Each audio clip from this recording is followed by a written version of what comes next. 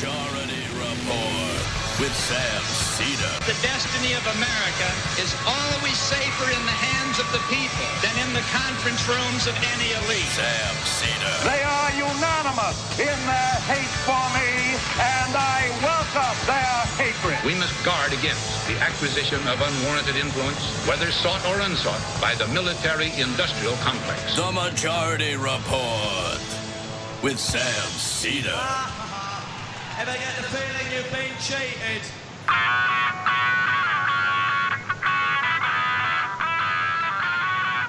It is Thursday, April 11th, 2019. My name is Sam Seder. This is the five-time award-winning Majority Report. We are broadcasting live, not steps from the industrially ravaged Gowanus Canal in the heartland of America, but instead from some ballroom in the Wynn Hotel in Las Vegas, Nevada, for the 2019 Mass Torts Conference spring version. On the program today, Julian Assange arrested, U.S. to seek extradition, and Bill Barr goes full Breitbart.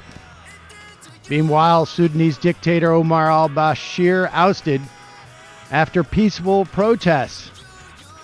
Is his next stop The Hague? There's a new Brexit deadline. Delexit is October 31st. Scary.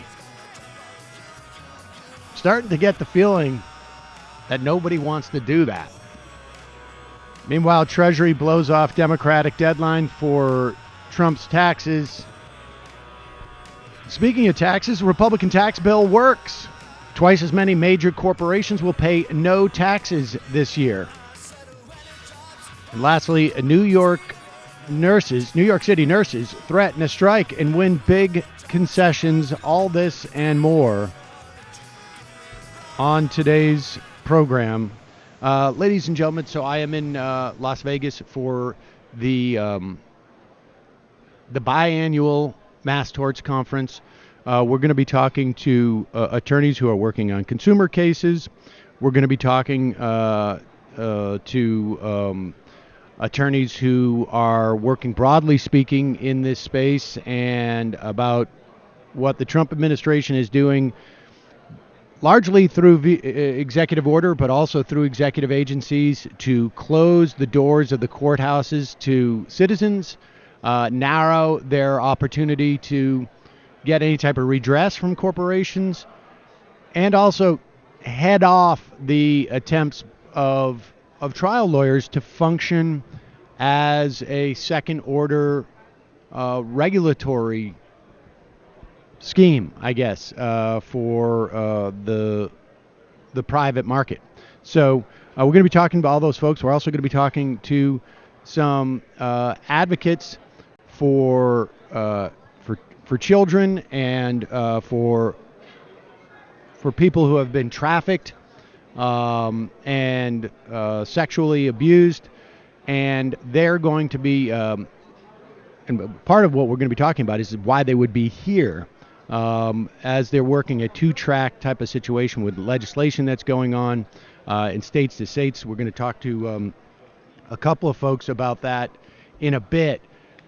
I'm breaking the format that we normally have here for the most part because of the just extraordinary amount of news that's just broken in the past, like literally 3 hours.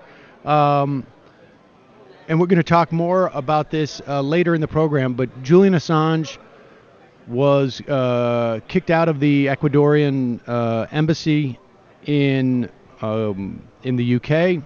He was then taken into custody. He was then very quickly tried and found guilty of skipping bail in Great Britain. And I think that carries a 12-month sentence, if I'm not mistaken. In the meantime, it was announced that the U.S. will be extraditing, or at least having a hearing to extradite Assange in about a month. maybe it's May 15th. And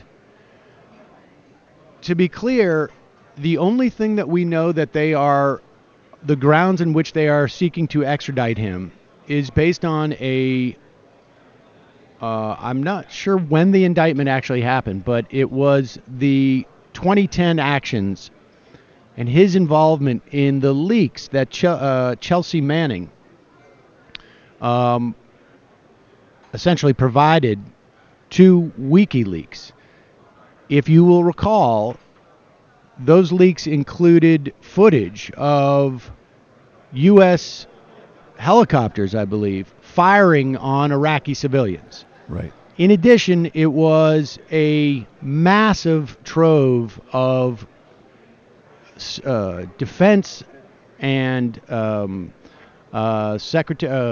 Department of State cables from around the world. And I distinctly remember this because this got a lot of debate at the time, and I was doing a lot of MSNBC at the time, frankly, and the mainstream conventional wisdom was there was nothing that Chelsea Manning provided via WikiLeaks that had any import to the American public or to any country's public. And then, literally, every single day for the next 2 years, there was at least one story based upon, written by the press, based upon those leaks. So it was newsworthy enough that, and this is not an exaggeration, almost every single day there was a story that came out of it. Some of it was in the United States, some of it was around the world. And there was no indication that any U.S. interests were in any way inhibited or infringed upon by these leaks. There was some, I guess, diplomatic embarrassments that took place. Yet, as you know, Chelsea Manning went to prison. Her sentence was commuted to some extent after, frankly, she was treated horribly in prison. She was tortured. by President Obama. She is now, my understanding, in jail now for refusing to testify in the grand jury, to the grand jury that I presume is the grand jury that had at least this indictment. Now, I've heard, I when I'm in Vegas, obviously 3 hours behind on East Coast. I got to get up early, get here, have my complete meltdown about the technical issues that I anticipate setting up, and then so I've only had limited time to read into this. The reports I'm hearing on television, anyways, say that the indictment involves Julian Assange helping Chelsea Manning, then Bradley Manning, crack some type of DOD encryption so that Chelsea Manning could get this material. So far, however, from what I've seen of the indictment, and I will concede, I have not seen much, but there is a couple of elements of the indictment that are highly problematic. And putting aside what people think about Julian Assange as an individual or in the functioning of WikiLeaks in the election, people really need to compartmentalize these things, because this is when really bad precedents get set if you are not careful and can't separate the person and other activities they may have been involved with the specific activities that they're being prosecuted for. Right? I mean, Donald Trump, I would love to see him in shackles, but not for something that would, not for the expansion of Social Security, let's say. And so one of the things, or at least two of the things in the indictment, number 19 and 20 of the indictment. It was part of the conspiracy, and to be clear here, This Assange is in the being, manners and means of the conspiracy. This is page 5 of the indictment, just so people know where you're on. It was part of the conspiracy that Assange and Manning took measures to conceal Manning as the source of the disclosure of classified records to WikiLeaks, including by removing usernames from the disclosed information and deleting chat logs between Assange and Manning. There is not a single reporter in the country at any outlet, anywhere, who gets leaks from government officials who would not have done that and has not done that. What's their obligation to do that? You'll recall that The Intercept failed to fully protect Reality Winner when she leaked the information that Russia had attempted to interfere in the elections, the 2016 elections, and she's now in prison for it. And The Intercept attempted to do as much as they could and didn't go quite far enough. 20, it was part of the conspiracy that Assange encouraged Manning to provide information and records from the departments and agencies of the United States. Undoubtedly, Chelsea Manning approaches WikiLeaks, has some information, and Assange says, yeah, get me more, which is also what every single reporter who has a source for leaks does. So these are very dangerous. Lastly, 21, it was part of the conspiracy that Assange and Manning used a special folder on a cloud Dropbox of WikiLeaks to transmit classified records containing information to the national defense of the United States. These elements of the indictment are highly problematic. And it is crucial for people. That doesn't mean that there aren't elements of the indictments that may be legit, but it is crucial for people to speak out against this, because there are 20 whistleblowers, or we don't know, maybe 40, who have gone to the Democratic committees right now. There may be some who are going to reporters who are blowing the whistle on things that the Trump administration is doing. And every single one of those reporters have an obligation to protect their source and are doing exactly those three things that we just I just read from that. Can I add just really quickly? I mean, that's to me, that's at least 90% of the story and why we need to object to this 100%, regardless of what you think of Assange. And I do want to say the 25th on acts of furtherance of the conspiracy, where this is more about the specific, password claim. And I'll just read 25th. On or about March 10th, 2010, Assange requested more information from Manning related to the password. Okay, that sounds at least more in line with what they're claiming. And then he indicated that he'd been trying. I don't know what indicated means, but has had no luck so far. So, the most explosive thing that they're putting forth while obscuring the really dangerous substance doesn't appear to have any real weight to it, at least from the indictment. And I just want to add briefly, too,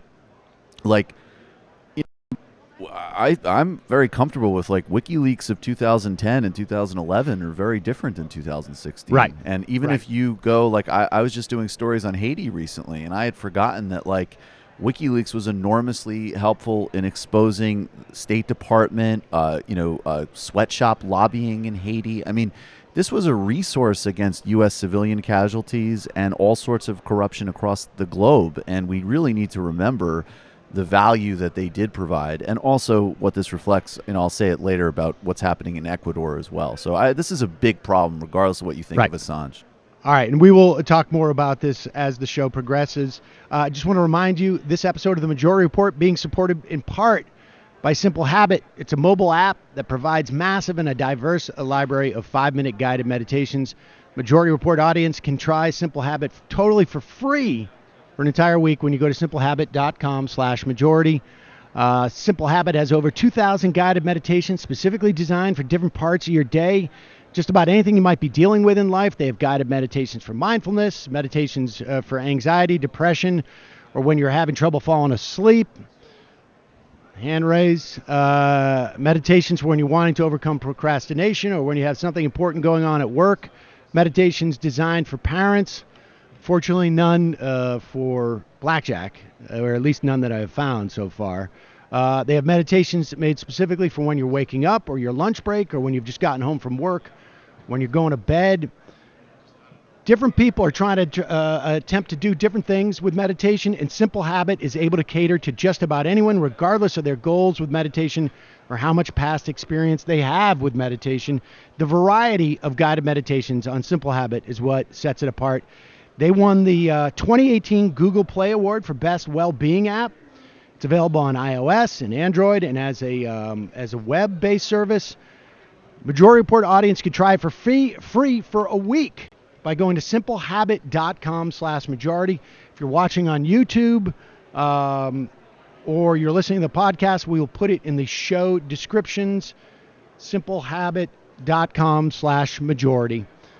Also, just a reminder, maybe you've had a long day at work, a tough day at school, you're still stuck in the office.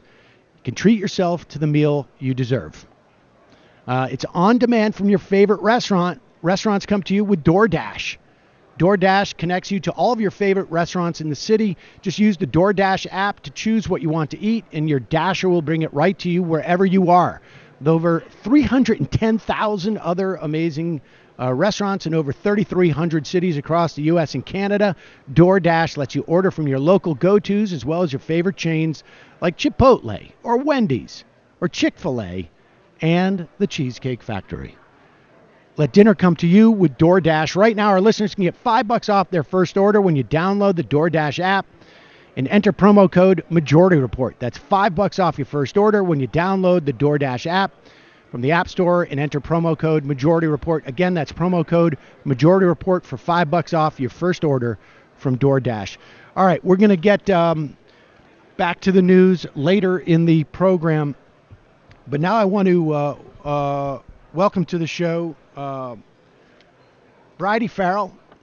She is from our neck of the woods up in New York State, and she is the founder of New York Loves Kids. Bridie, welcome to the program. Thanks so much. So, Bridie, tell us what New York Loves Kids is. What we're all about? What you're all about. Yeah, of course. So New York Loves Kids, we started it about 2 years ago in response to the need to change the statute of limitations law for child sex abuse in New York State. And we, meaning a community in New York for 13 years, have been trying to pass legislation to improve the law, and we meet with lawmakers, and it wasn't moving it. And so what I said was we need to do something grassroots and local to get people aware of child sex abuse at large, and then hopefully that will push the law to eventually change. So we started the organization with a lofty goal of ending child sexual abuse, and we are well in business and have a lot of work left to do. You're a survivor yourself. Yes. And I mean, and I imagine, the recovery process for that is rather long and difficult and maybe ongoing in many respects. For sure. How much of your experience do you think that is involved in moving this forward? I mean, because we also, we've also sort of in the wake of a lot of horrific stories, particularly in terms of the U.S. gymnastic team, and your experience was also a function of sports as well. Yeah. Just give us a sense of how that plays into moving the legislation. For sure. I mean, I think that at the end of the day, when we're looking at legislation, when we're looking at politics, whatever it is, when we're looking at any sort of relationship, it comes down to the human stories. And so getting people like myself to come forward and tell the darkest days of our lives and our worst nightmares is really important. But I also recognize that it's a choice for me to come forward. So a lot of people ask, well, why don't other people come as well? And I didn't choose to to be sexually abused, so no one is being forced to speak as well. But I think obviously being through it, I have a unique perspective. I can talk about how the man that sexually abused me was trusted in our community. He was a 4-time Olympian, an Olympic medal. He went on to be the president of USA Speed Skating, the chairman of the International Skating Union. He helped run the Salt Lake Olympic Committee with Mitt Romney. Like, it wasn't a sleazy man in a windowless van. Like, it was a very, very respected person. And to blow that myth off of what we're talking about of stranger danger ideas, that Right. Unfortunately it's the people that, come to Thanksgiving dinner or come to Little League or that kind of thing. And I mean, I assume. Did he have other victims? Or? Yeah, so I am the 5th in the lineup. Right. There was actually, so this is pretty wild. I was abused by Andy Gable in 1997 and 1998. I was 15 and he was 33. There was I say police investigation, although it was a botched investigation done into him in 1990 when he was having sexual relations with a 14-year-old girl. That girl, her parents were never contacted. There was the investigation of the Marquette Police Department in Michigan never interviewed her or Mr. Gable, right? So there's documentation that the United States Olympic Committee, that U.S. Speed Skating, Northern Michigan University had on this person and let it keep going. So yeah, I'm not the first. I mean, how does an investigation like that start without the awareness of the parents? Well, so in sports, a lot of times you leave your home and go live in a dorm. And so speed skating has been residents at Northern Michigan University's U.S. Olympic Education Center for a long time, no longer, but for a while. And I was fortunate enough to grow up in a speed skating mecca in Saratoga Springs, so I was able to go to my own high school and graduate, but most kids leave home at, if you're good, 12, 14, 16. So you had a really, really talented skater living in with the national team at 14, and there's other sports that are in the dorms. And a boxer, someone from USA Boxing, would see this girl come out of Mr. Gable's room and be crying in the middle of the night. Oh, And they put a note on his door that says, "Do 14, serve 15." Like, it was known. Wow. So, all right, tell us what the nature of, you've had a really, I got to imagine, like, this is sort of the goal of the organization that you started over a decade ago. And Governor Cuomo just signed this legislation a little less than 2 months ago. Right. Tell us about the legislation and sort of want to hear the backstory a little bit of how you get there. Right. But tell us about the legislation that he signed. So we passed what's called the Child Victims Act in New York State. And going forward, what it does is the statute of limitations for child sexual abuse, so if you're abused under age 18, is age 28 for criminal. So you have to go to the police report by age 28. And for civil, going forward, it's age 55, which is amazing. All right, what were they up until? 23. 23 for both? Both. So the average age that a survivor speaks is 42. Jeez. So it's, you got to leave the emotions out of it and look at it from like a economic perspective. So yeah, it's insulting, but that's irrelevant. It's ineffective. 23 is ineffective, right?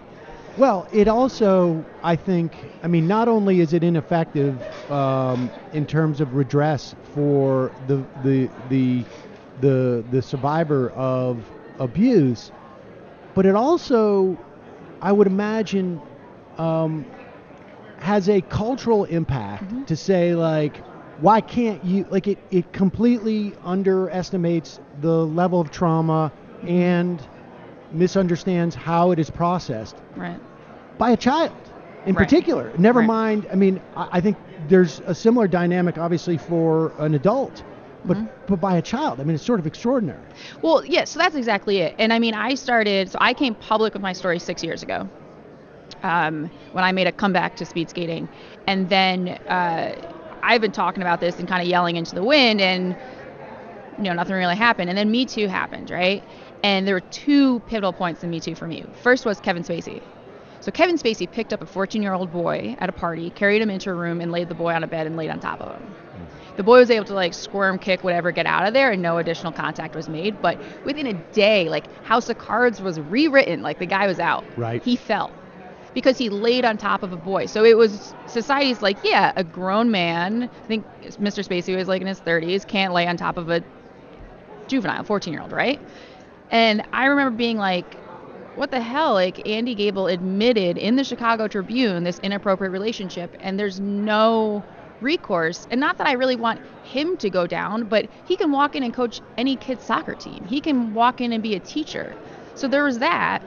And then the second part was Matt Lauer and how Mr. Lauer, inappropriately treated women or a specific woman in his workplace. And there was this man that came forward and said that he was intimidated. This coworker was intimidated and scared and nervous to speak up against what Mr. Lauer was doing. And that one I was like, whoa, guys, stop.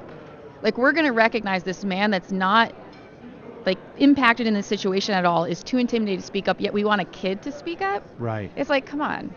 And did that resonate with people? I mean, when I point it out, people are like, well, yeah, it's a good point. Or like I testified in front of Congress and, with survivors of Larry Nassar, and they're like, you're so brave, you're this, you're that. And I was like, well, if you think I'm brave at 37 for talking about something 20 years ago, how do you expect a kid to do it? Like, recognize your own hypocrisy, not stop trying to like flatter me and like fix the problem, Right. So do you think there is do you think there's even like a deeper understanding of the processing that goes around? I mean, because there's something obviously super gendered about what you're talking about, For right? sure. Where the idea of, well, this is a 14-year-old boy that's getting assaulted, or like you say, he intimidated another man at the work place as opposed to the Right. actual Right. victims. Right. And do you think that that coming out of Me Too, that there is just that it's like blunt force on some level, or do you think that there is a greater understanding, or is there a little bit of mix of both? Definitely both. And I think the blunt force is for quite honestly, like people like my dad, right? He's, I don't know how old he is, 75-year-old white man, right? And I remember a couple years ago, and we were home for Christmas, and he's like, I don't think all this like sexual abuse, sexual harassment stuff is real. So I was upstate in New York, and I was like, all right, my New Year's resolution is to keep a journal and write down all these things that happen in New York City, right? Well, my birthday's January 7th, and on my birthday I was like, screw that, like this is too much. Because you just walk down the street in like, a Michelin jacket, puffy coat in New York City in January, and you get catcalled and you get whistled and you get slapped or whatever. Like, so someone like my dad, who has the best of intentions, just doesn't see it.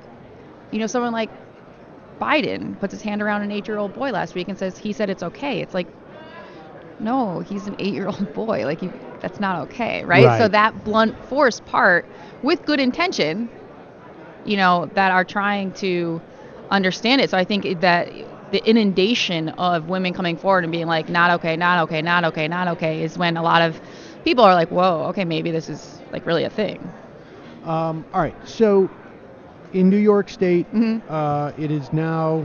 so wait, we missed one major part of the law. Please. The biggest part of the law, the most controversial part, is that, so for 1 year or 18 months, basically, survivors like myself can come forward and file civil suit retroactively. And all right, that's... I'm sorry, explain that again. So anyone who was previously abused in New York State can file a civil suit against their abusers and the institutions that covered it up. And that's why the bill didn't pass. So, for so all right, long. So to be clear, we're going forward. So any abuse that takes place now has a new statute Correct. of limitations. But abuse that has happened in the past is still constrained by the 23-year-old. So if for criminal and for civil? For civil, you have until anyone who is sexually abused in New York State has until August 2020 to file a civil claim. I see. Okay. So for civil, there's a year, there's like a sort of a grandfather year type of, okay. Right. And that's where we ran into the issues, because the Catholic Church was the number one opposition. The ultra-Orthodox Jewish community was third, and Boy Scouts of America was the third. Okay. and because there's a lot of people Right. who, and they're going to come back in. And so when we talk about like why you're here Right. is because you're talking to civil litigators, Mm-hmm. trial lawyers who are in a position to bring those cases, Yep. not just going forward, but in the next 12 months in Right. New York State. Right. And it's also to let them know, because this is a state-by-state State by state legislation. effort. Right. So, and what are the implications of it? I mean, it's basically just like, here's an opportunity for you to provide redress for these people. And I would imagine it's not just a question of getting money, although I mean, I imagine like there's a lot of therapy bills. There's a few, yes. But I imagine it's about like getting some official Right. recognition. Acknowledgement. Acknowledgement, like, hey, this happened. And my goal now is to be a resource for any survivor that's looking for representation, to call me and for me to try and help them connect them with someone that's in alignment with their goals and what they want to achieve. And then the second is for folks that were abused, like a good friend and advocate, Mary Ellen, was abused by her stepfather, who wreaked havoc on her family.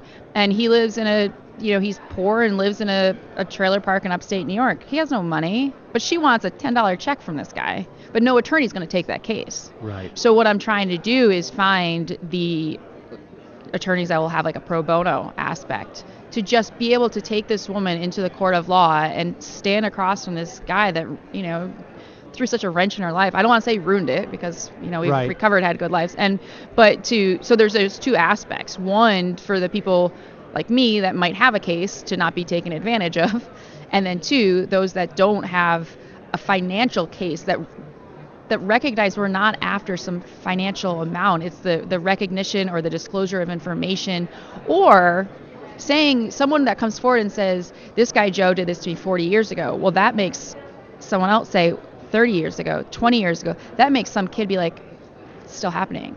And that's when you can turn it over into the criminal, where I don't think like our legal systems of criminal and civil are silos, but they need to work together. And so the civil investigations will help the criminal cause. Interesting.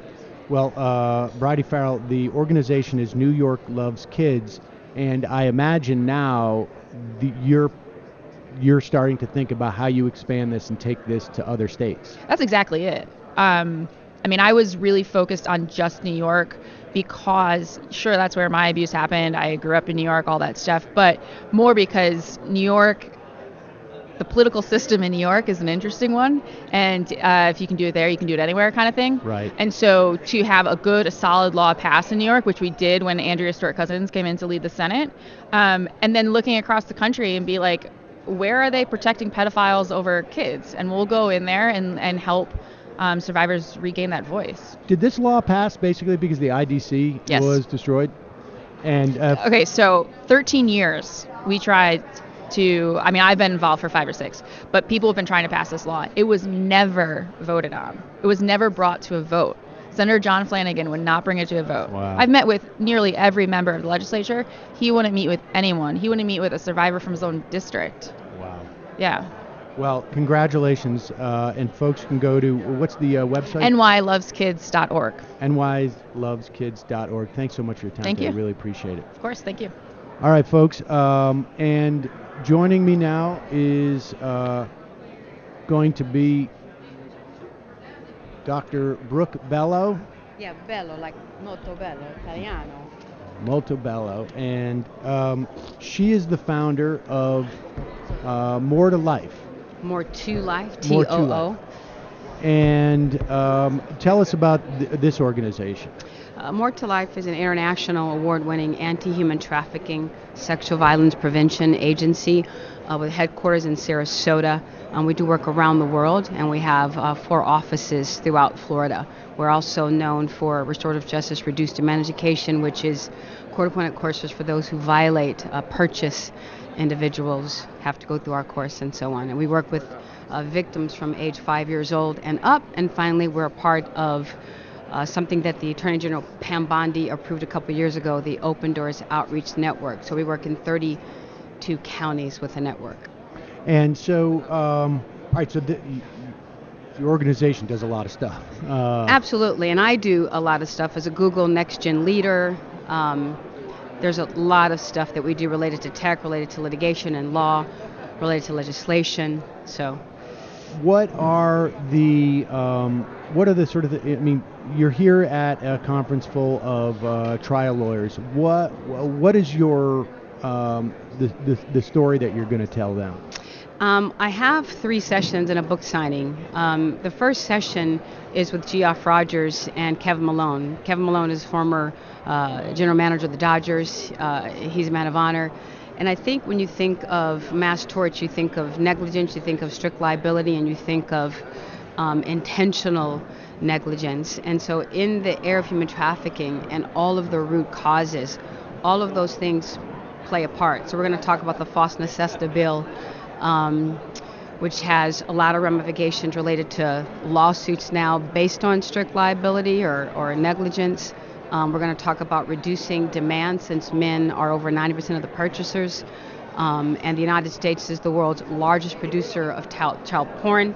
How to mitigate those issues on the internet, because 60% of kids are violated through the internet. And I love technology, but the iterations of tech have made it easier for children to be kidnapped or to be taken, more fraud, and now more litigation. And so the work today through this conference is to share that. And then finally, for the women, it's going to be a motivational talk. I'm going to share my story as a survivor of human trafficking as a child. And it's going to be a great 4 days. I want to touch on your personal story, Yeah. but I want to ask you about false necessity, because it's a pretty controversial law, it seems, Right. from the perspective of people who are advocates for human trafficking victims and the victims. prevention of it, yes. Because, I mean, just lay out what the controversy is, and then weigh in on that for us. Right.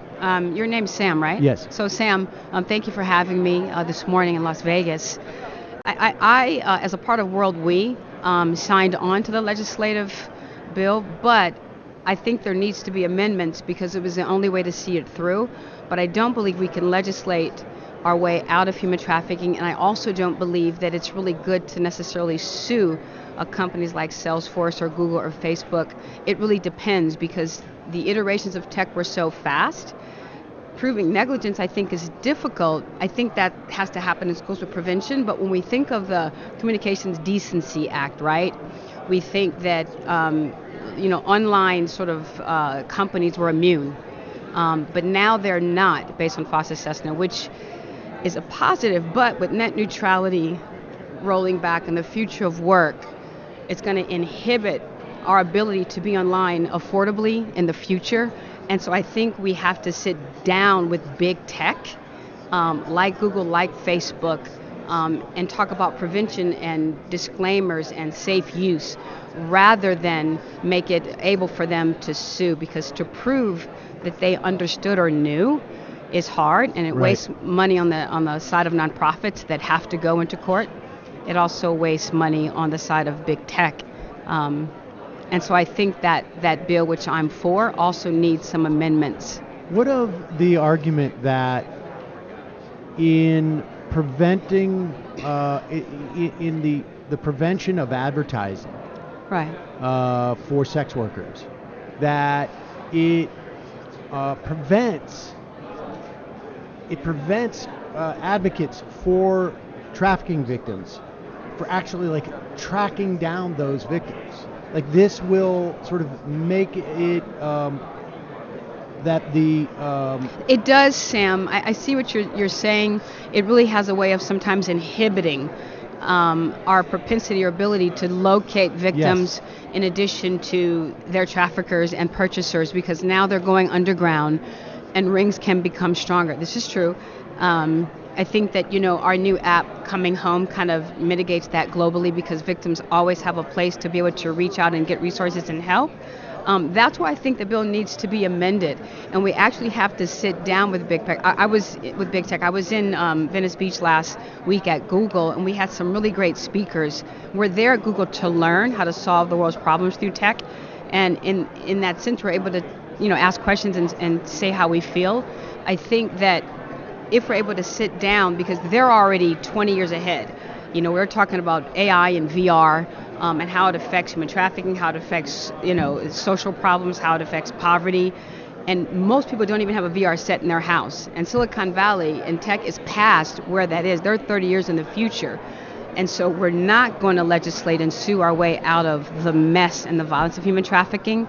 And like you said, Sam, it's going to make it so hard because traffickers, you're talking about a global $970 billion business when you think of labor trafficking, domestic servitude, when you think of sex trafficking. And traffickers are wise, smart, because it's all about money. Right. And so, we have to sit down with big tech and we have to work together. That's what I believe.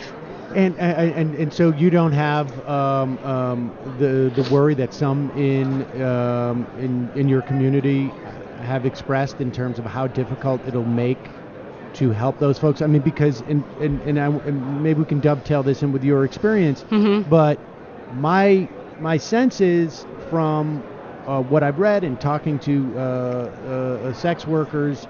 Or talking to people, to advocates of people who have been trafficked or are being trafficked, is that the victims of trafficking, in many instances, aren't aware of where they can reach out for help, and or they're in a position that inhibits them from reaching out for help in some other ways. Is that? I mean, talk about your experience and why. You think that the problem of providing almost some public face that provides leads for sex trafficking advocates, or I should say advocates of victims of sex trafficking, to help locate where that's going on is not as much of a problem. Does that make sense? That was a really long question. Yeah, I'm not sure it really makes sense. Well, okay. All right. So simplify it. Well, I mean, the biggest complaint that I've heard about Sesta Fosta is that it's going to really basically pull the shades down and make it impossible for people outside of these networks of sex trafficking to see into that world and help victims of sex trafficking. Right. And your response is your organization has created an app so that people that victims can come towards you. I wonder if there isn't a problem with the ability of people outside of that world to go to them. I've been doing this work coming from being a champion, which is a survivor, and then an actor, and then crashing and burning in Hollywood and realizing there was something really wrong because I was a child when it happened. And so technically, I've been doing this work. My organization started 15 years ago. I've been doing this work for 18 years. And those of us who are strong advocates have the propensity and ability to teach and train others how to identify victims in plain sight. And the idea that victims don't know that they're victims. One of the key things, if we galvanize the issue of the United States foster care system in terms of the United States, right? 70% of kids in foster care have been trafficked. That is a State Department or DOJ stat. The high propensity of homeless youth at 75% are exposed to human trafficking. And so I think 65% of black girls in our country are raped or trafficked. 30% of all girls in our country are raped or trafficked. And so if we deal with root causes first and prevention, it's going to be a lot easier to end and reduce human trafficking. In terms of legislative processes that inhibit someone's ability to identify, that is the crux and the quandary of the internet and online processes moving so fast that no one really understood how global it was going to be. Warren Buffett talked about it, in the early 90s. The internet's not going to be a big deal. It's going to pass away, but we're far past that. And so if we deal with the root causes, we're going to be able to prevent victims, and while preventing them, we're going to find them. And we have to state that 92% of adult prostituted persons, male and female, were sex trafficking victims under federal or state law. And so when we deal with that issue, one of the other ways is never, ever, ever should we legalize prostitution here in the United States like they did in Germany. They thought it was going to end sex trafficking of kids. It did not. The Prime Minister came out and said, oh my God, I thought it would lessen the sex trafficking of children, but the numbers are higher. And so, like I said, the Foster Cessna bill needs to be amended. We need to work with big tech. We need to find safe use of the internet. Kids see 200,000 violent images by the time they're 18. They see gonzo pornographic images of women being choked and punched and graphic sexual acts. And so in human development, we're sort of grooming kids through online processes to be hardened to the violence of human trafficking. And so if we do that, we won't have as much of a problem later. It's not perfect. It really is a big world kind of tsunami. And finally, Sam, according to the Center of Disease Control, it's the worst violence that can happen to a child. And I know that. Like, I'm here with you now as an absolute miracle. I should not be here talking to you. I was near death a lot of times. And then I'm in my right mind, which also took years of therapy. Right. And so much that victims need to transform. And so we have to, find a way to work together. Can you tell us a little bit about your experience? Before I became an actor, actor Jon Voight was my first mentor. And I met him post human trafficking after I was rescued. I was brutally raped at 11, like a lot of girls in our nation and a lot of boys. There are a lot of trafficked boys in our nation. There were boys in the brothel that I was. There were girls younger than me. Eventually, I was traded around and eventually was rescued. And I was a straight A student. I was a baseball player. I was one of the first girls in California to pitch and play baseball. I had my picture in the paper. I was like really athletic, and I was a young science buff. We were not a poor family. How did that? I ran away from home, and a nice couple, my best girlfriend, I ran away from home. And Sam, this nice couple said, oh, you guys look lost. We help kids like you. And we were not street savvy. We were kind of bookworms, athletic, geeky really pretty little girls. And we're like, okay. And we were actually on a track somewhere in the United States that we didn't really realize. And there were some adult prostitute persons that bought us a hot dog or something. And we're really scared.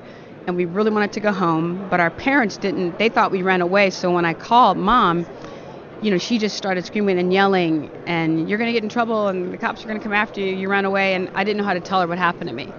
So this nice couple, turned out to be like the devil's advocate, like really evil. So they took us out to eat, and they said, okay, last stop, we're going to go back to our place, get you some clothes, and get you settled, and figure out a shelter, and maybe talk to your parents and get you back home. When we got into their place, they separated me from my friend. So I don't know what happened to her, but they beat me within an inch of my life, put drugs in me, and later that night, they were selling me, and my whole life changed after that. So I was addicted to drugs, and it was really the only buffer that and I was a virgin as well, and men purchased me, and not one man asked for my ID.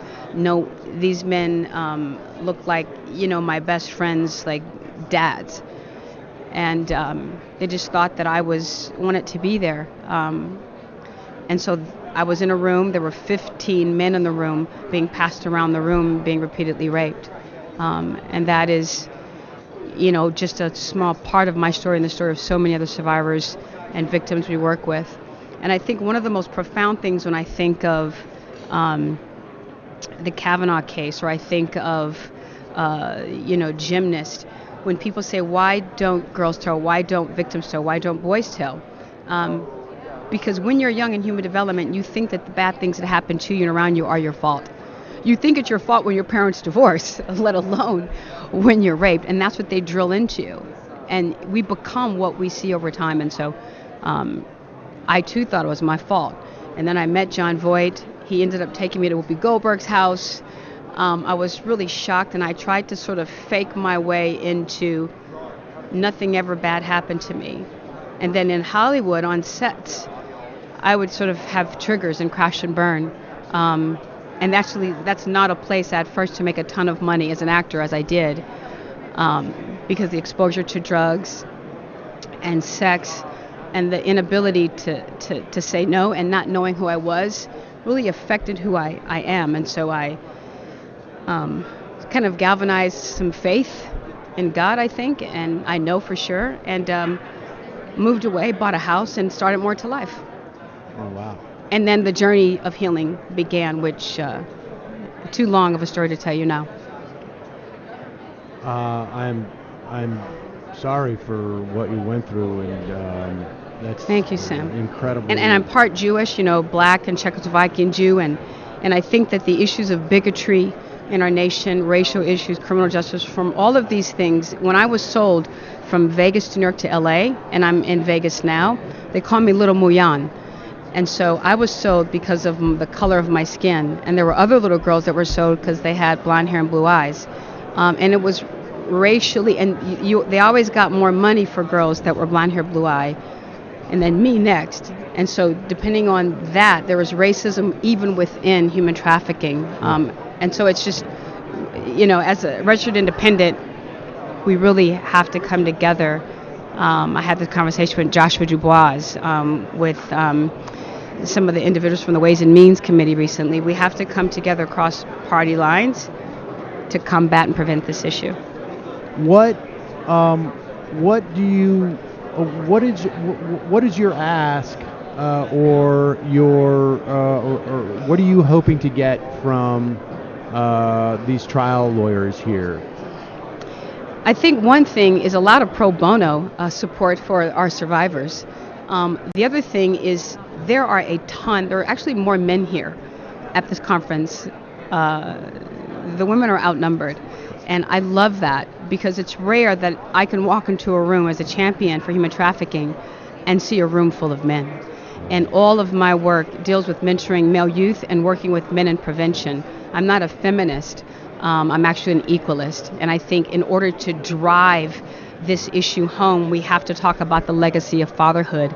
We have to talk and get men outside of the man box, what Tony Porter talks about, or Eric Thomas speaks about, or Anthony Robbins, speaks about. Men have to hold one another accountable to the harms of violent pornography. They have to hold one accountable that prostitution is illegal. To purchase individuals for sex is wrong. And bachelor parties who allow stripping and things like that sort of have a gender disrespect. We have to discuss that because in today's world, most young boys don't want to get married. They want to hook up and have sex in the bathroom with a girl that barely knows who she is. So there's more, STDs. There's more unwanted pregnancies. And if you look at our world, Sam, in 50 years, with marriage not being respected, no family structure, people not really respecting one another and loving one another, or not believing that love is possible, imagine our world. So I want to get out of them support and understanding that they are the answer to the problem. Well, Dr. Brooke Bello, the organization is More to Life, TOO Life. Where can people get more information on this? Absolutely. Our Twitter handle is @REAL, Real More to Life, TOO, and our website is MORETOO life.org, and you can always find me at Brooke Bello, BROOK, B like boy, ELLO.com. Thank you so much for your time today. Really Thank you, Sam. All right, folks. We're going to move on, and thank you.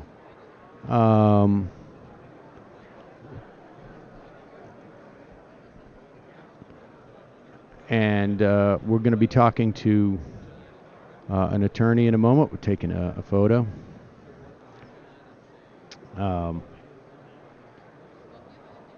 Thank you so much. I really appreciate it. Oh, thanks.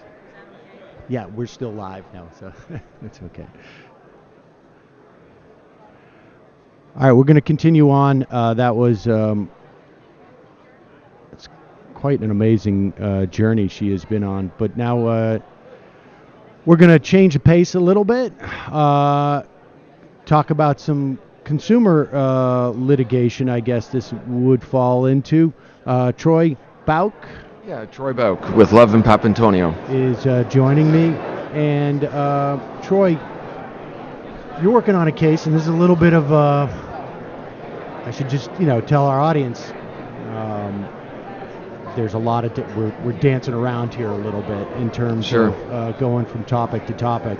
This one not quite as dramatic in some respects, but it is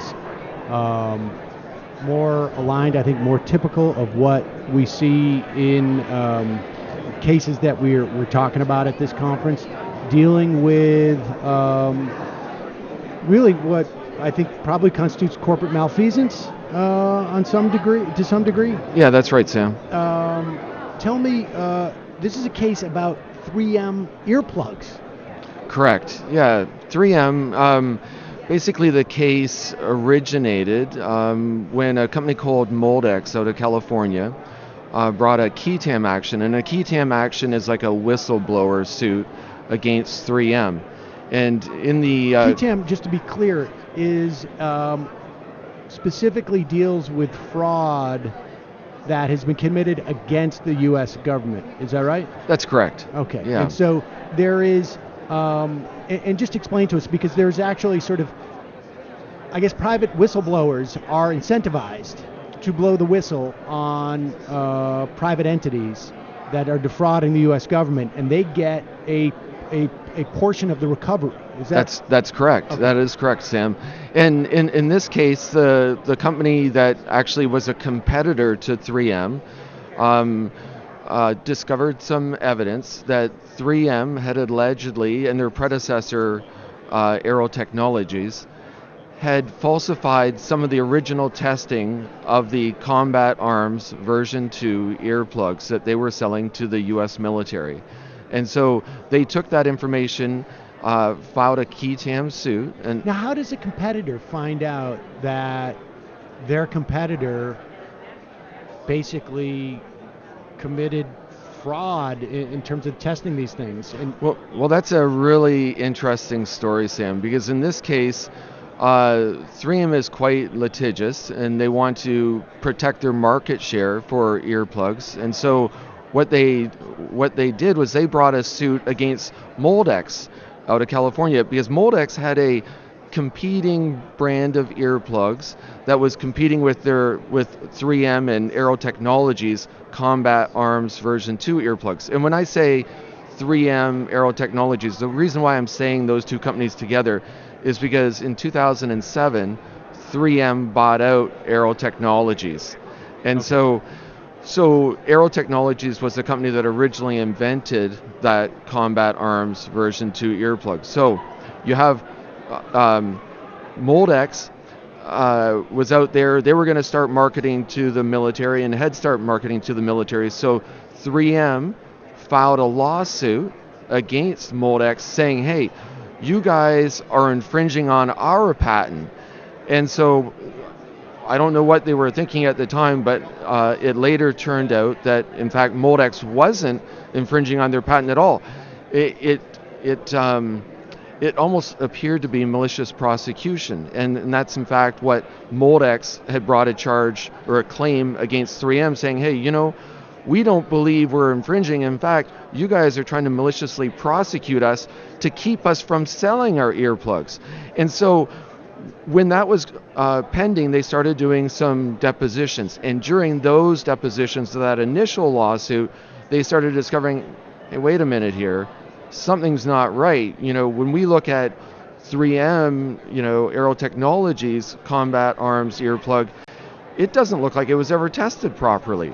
What they were alleging is that ANSI standards requires that you meet certain specifications for testing. Well, 3M only tested it on 8 people, even though they were going to sell it later to millions of them to the soldiers. They only tested on 8 people, and it turns out that those 8 people were soldiers. I mean, not soldiers, sorry, they were employees of 3M. So it even looked stranger, like, why not farm it out to an independent lab to test their earplugs and have people that aren't employees of 3M or Aero Technologies, just, so it's sort of an independent test, but they didn't test it independently. They instead ran it through their own lab. When they didn't get the results that they wanted, they stopped the testing.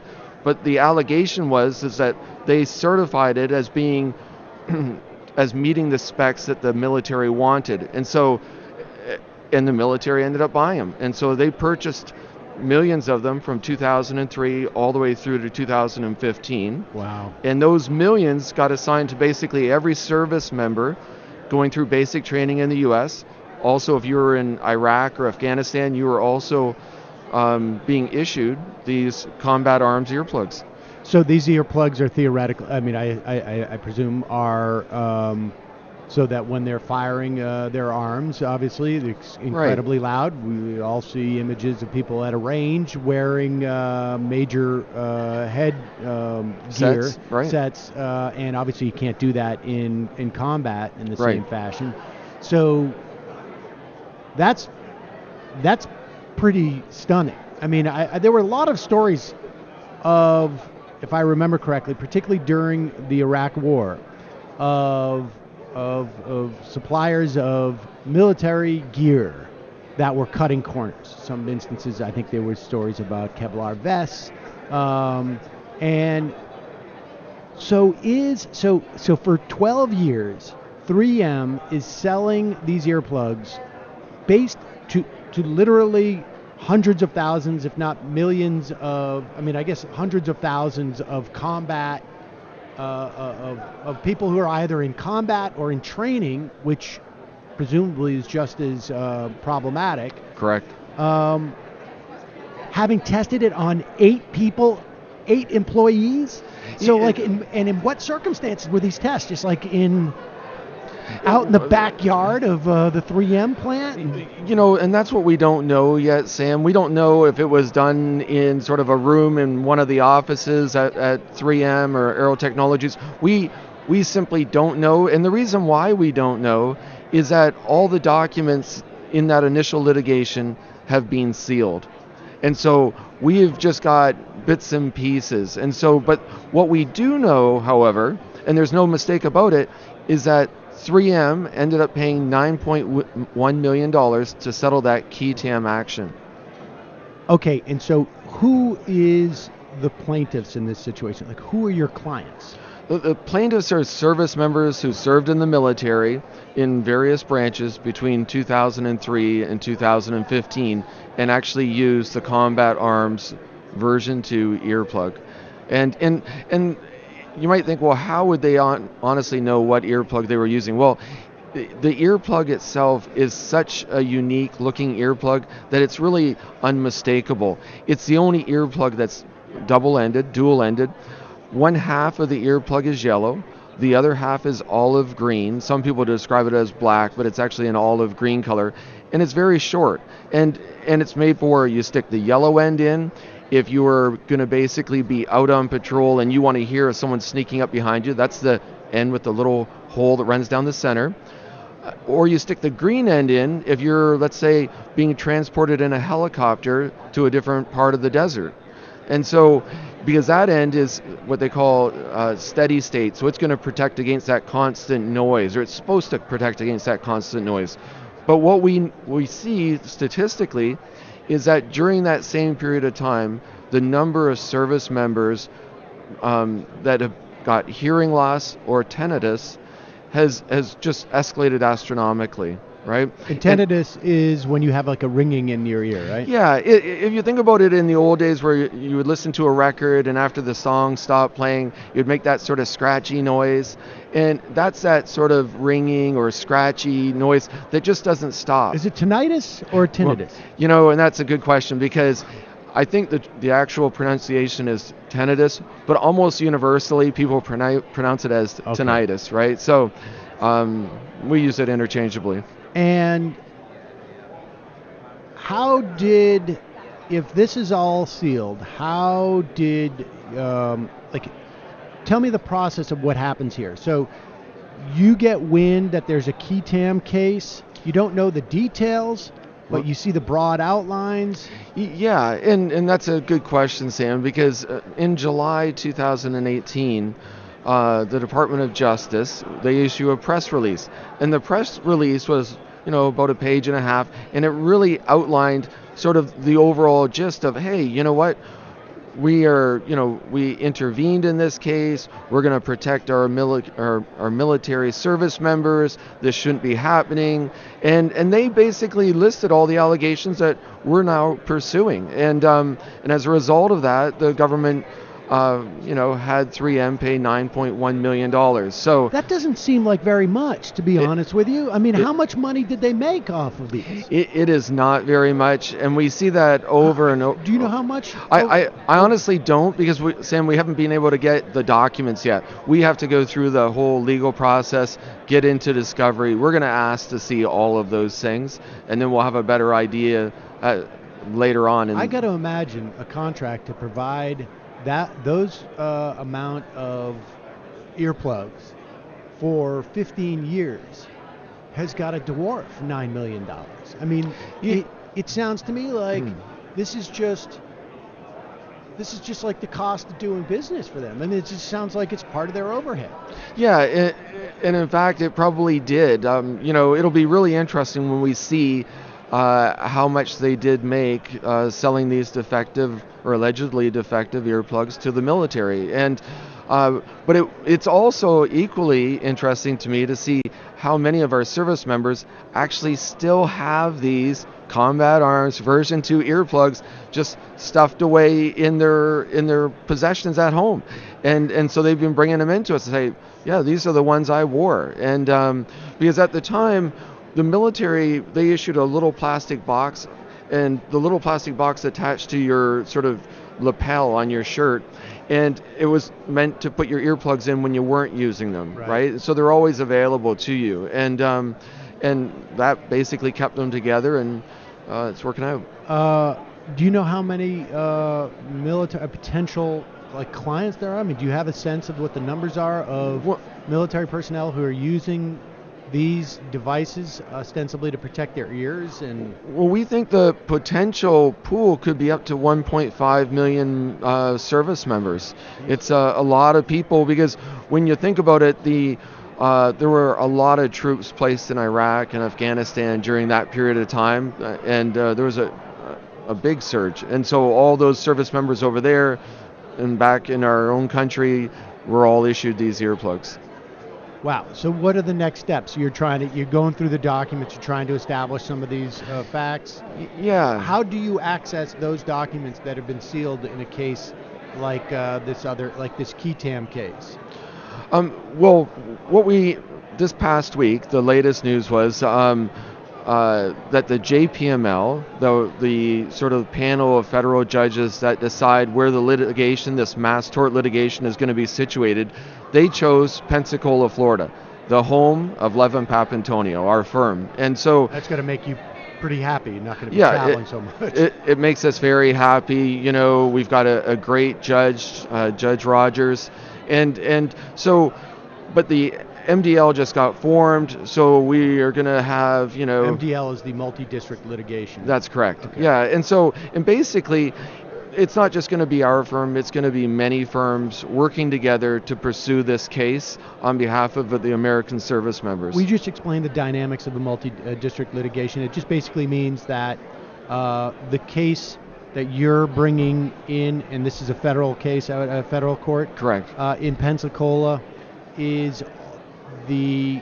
there may be cases in Pennsylvania, there may be cases in Ohio, in probably every state in the country, and they're just going to be rolled up into this one case. Yeah, and they do that for judicial efficiency, because as you can imagine, if there were 100,000 cases all over the United States, and each judge in those cases had to decide the same issues, you might as well have one judge deciding the issues for everybody's case, regardless of where in the U.S. they're situated. So they group them together in what's called an MDL, and basically a leadership group will be formed from all the different plaintiffs' attorneys, and the judge will pick who's in that leadership group. And it'll obviously be very seasoned attorneys that have done this many, many times. And as the litigation progresses, we will go through the discovery stage that we were talking about earlier, where we'll get to take depositions. And we will at some point ask to see those documents that are currently sealed in that other litigation. Well, Troy Boyd, thank you so much for your time today. Really appreciate it. And is there a site? I mean, if there are vets listening, or I guess active service, I mean, we're talking 2015. Yeah, if anyone's interested in the case, they can always look at our site for Levin Papantonio, which is levinlaw.com, and we have one of the web pages on there deals with this litigation. Troy, thanks so much for your time today. Really appreciate it. You're welcome, Sam. Thank you. All right, folks. I think we're probably going to take a break and head into the fun half. Obviously, quite a mix of what we had today. Tomorrow on the program, don't know.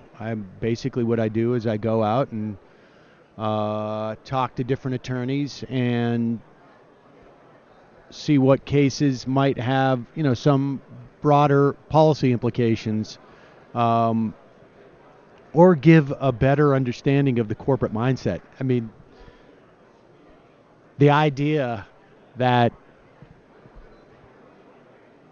we could have a private rating agency that would rate the quality of earplugs that 3M is presenting, or that, hey, look, U.S. government should learn their lesson 15 years later not to buy the earplugs from 3M. I mean, one of the things, the things that, the reason why I keep coming back to this conference is not merely to lose money at the blackjack table or at the craps table, but it is because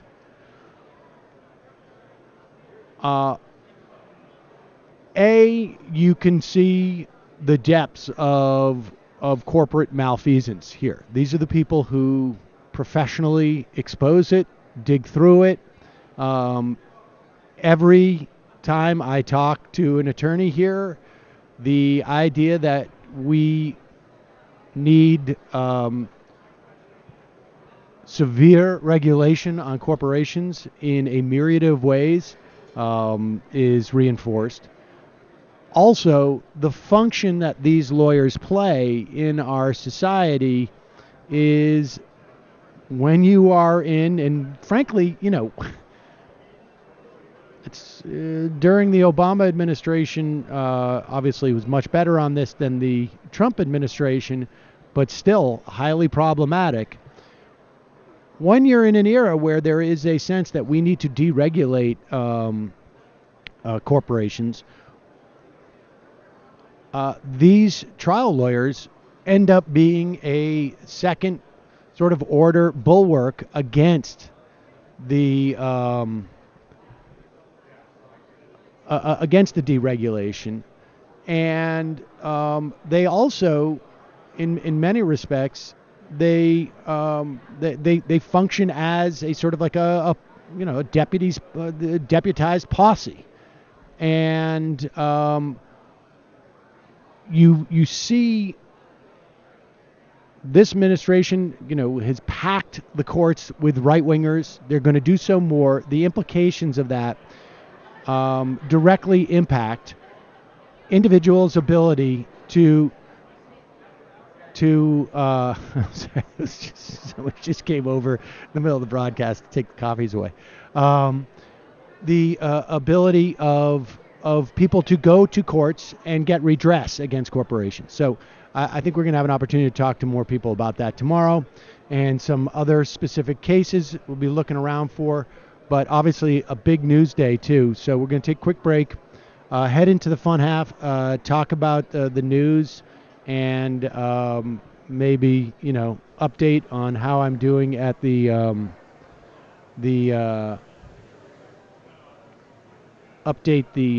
my lack of luck at the tables. All right, let's start just a reminder, folks. You can support this program by becoming a member at jointhemajorityreport.com. And your membership will be parlayed at the tables and into maybe, I don't know, a TriCaster or something like that. Work on upgrade the video equipment. But all right, quick break. Head into the fun half. Ooh. Ow. Left is best. Jamie and I may have a disagreement. Yeah, you can't just say whatever you want about people just because you're rich. I have an absolute right to mock them on YouTube. He's up there buggy whipping like he's the boss. I am not your employer. I'm tired of the negativity. I'm sorry, I didn't mean to upset you. You're nervous? You're a little bit upset? You're riled up? Yeah, maybe you should rethink your defense of that, you fucking idiots. We're just going to get rid of you. All right. But dude. You want to smoke this joint? Yes. Do you feel like you are a dinosaur? That's some good shit. Exactly. I'm happy now. It's a win-win. It's a win-win-win. Oh, hell yeah. Now listen to me. 2, 3, 4, 5 times. 847-906-501-457. 2, 38, 56, 27. 1/2. 5 eighths. 3.9 billion. Wow. He's the ultimate math nerd. Don't you see? Why don't you get a real job instead of spewing vitriol and hatred, you left-wing Limbaugh? Everybody's taking their dumb juice today. Come on, Sammy. Dance, dance, dance.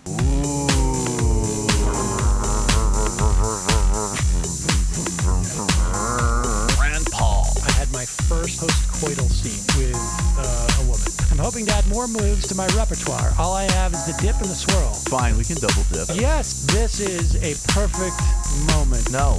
Wait, what? You make under $1 million a year. You're scum. You're nothing. Excuse me? Fuck you, you fucking liberal elite. I think you belong in jail. Thank you for saying that, Sam. You're a horrible, despicable person. All right, gonna take a quick break.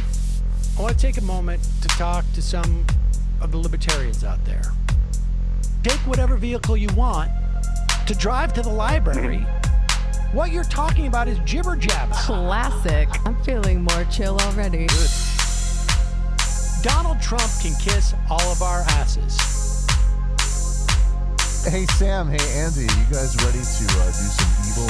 Hitler was such an idiot. I think I might be a Nazi. Agreed. No. Death to America. You. Yes. Wow. Wow, that's weird. No way! Unbelievable. This guy's got a really good hook.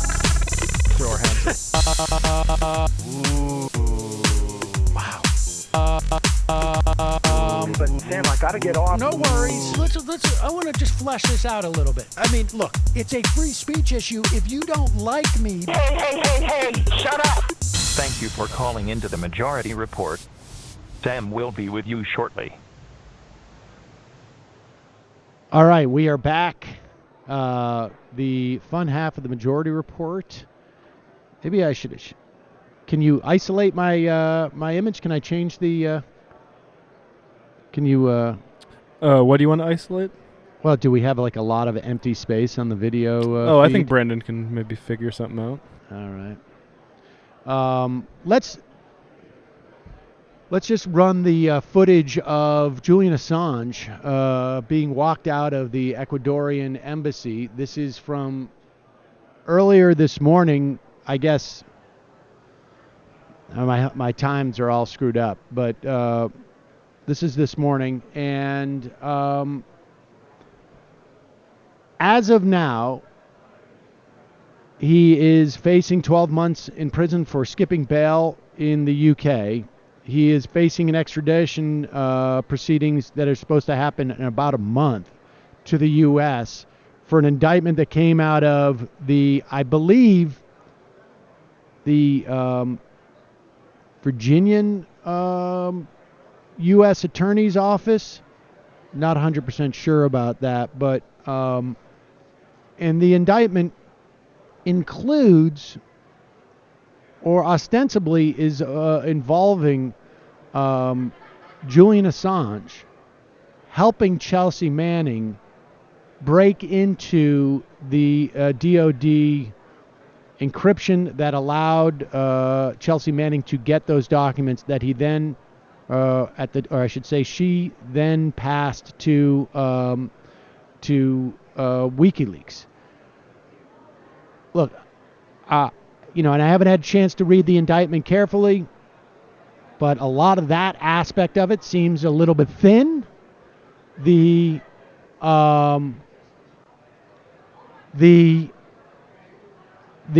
parts about journalism are highly problematic to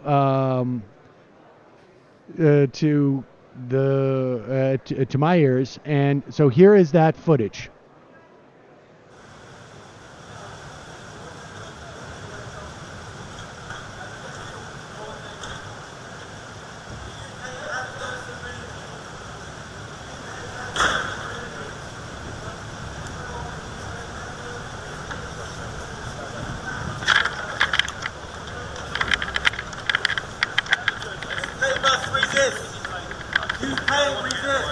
No worries.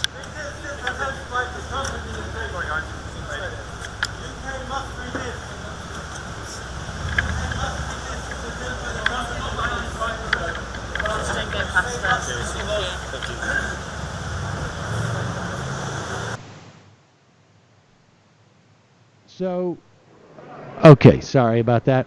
So there you have it. Been in the Ecuadorian embassy for what now, like 6 years? I don't have it in front of me, but maybe even longer. I think 2012 or not 2012, 2010. Yeah. It was there in 2011 when I was there.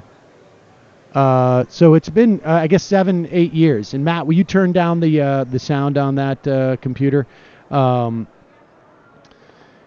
so it remains to be seen. There's no indication at this point that Assange, and look, the U.S. government has been trying to get him for years.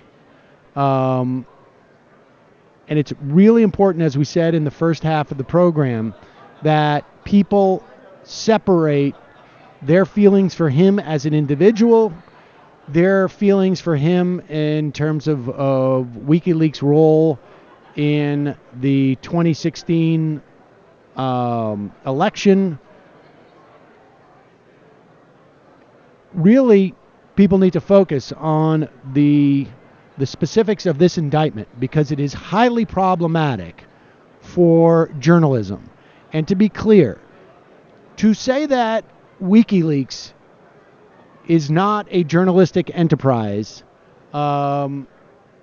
is just is silly. To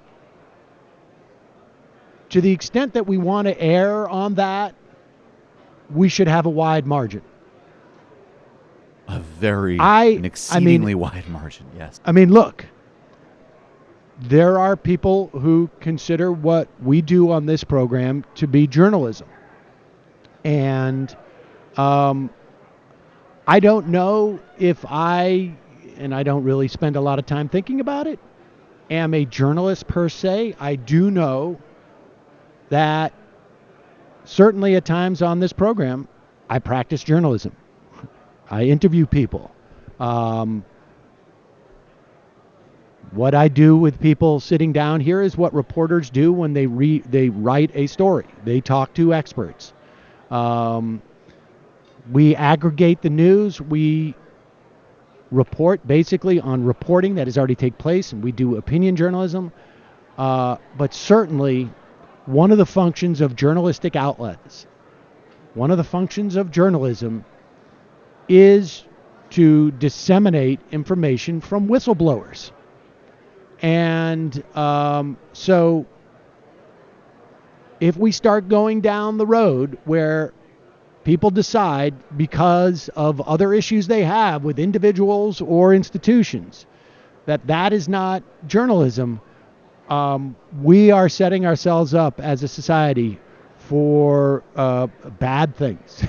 And people need to really keep that in mind as they assess where they are on this and what they allow and what they give the American government a pass for. Now, there may be other issues that once they extradite him into the United States, or maybe between now and that extradition hearing, that we hear about that may or may not have more legitimacy than the indictment that was released, I guess, today in the announcement of the extradition hearings. But to the extent that at least part of that indictment is about Julian Assange and WikiLeaks telling Chelsea Manning, get us more stuff, or hiding the fact that he was the source, protecting the source of this information.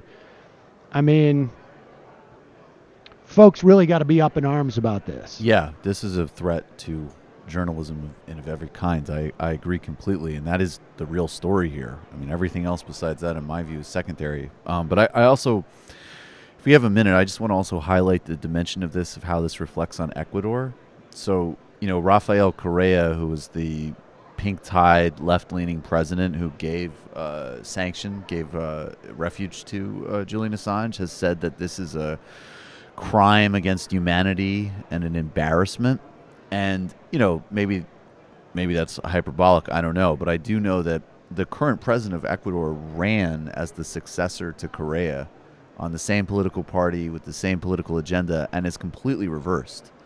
Has actually implemented a very hard right, U.S.-friendly agenda of every kind, from oil companies to military agreements. And, he's also tried to do something similar. I think it was rejected. Correa's in Belgium, but there was a sort of similar dynamic to Brazil of kind of trying to arrest Correa on what looked to be very weak charges, ones that so far the Europeans certainly haven't cooperated with sending him back to Ecuador. So I think this also needs to be looked in terms of the kind of broader reversal and reassertion of U.S. domination across Latin America. And I'm seeing even in some Caribbean and Latin American countries a demand that in exchange for aid packages that there needs to be formal support of U.S. policy towards Venezuela and of the extradition of Assange. So that dimension of it, too, is also very disturbing to me. So obviously, we'll continue to follow this, and it's not inconceivable that there's going to be stuff that's implicated from the 2016 election about this. We just don't know. But in the meantime, super important that people just keep a perspective on this and understand the implications for journalism here, particularly in the age of Trump. I mean, I think, one of the things that we heard when the Obama administration was pursuing legal action against, the government, the DOJ under the Obama administration was pursuing legal action against Assange, was like, it's quite possible you might get a president who you don't like. And they will really abuse this type of thing. And the ability to criminalize the hiding of the identity of government whistleblowers, you don't want Donald Trump to have that, to make it, sort of blunt and stark for people. So, well, at least those aren't hypothetical conversations anymore. Well, yeah, exactly, and that's the, I guess that's the small upside to the whole thing, is that is that we don't have to make it a hypothetical, that it's pretty real. And so, all right. Speaking of which, let's move on to the other big story. Was we still don't know exactly when we're going to see Bill Barr send the Mueller report to Congress. We don't know what kind of shape the Mueller report will be in when he sends it to Congress. But this I found super disturbing, and if it's indicative of the way that he's functioning, I think there's reason to question Bill Barr on everything. That was always been my assumption. I mean, this is a guy people should remember was involved in the Iran-Contra sort of cleanup duties. And he's a bit of a fixer. We don't know what he's done in the context of the Mueller investigation, but here is Bill Barr explaining to Janine Shaheen in the Senate Judiciary Committee that the DOJ is looking into the FBI actions that led to the investigation. And we'll stop at the really stunning part, but roll this.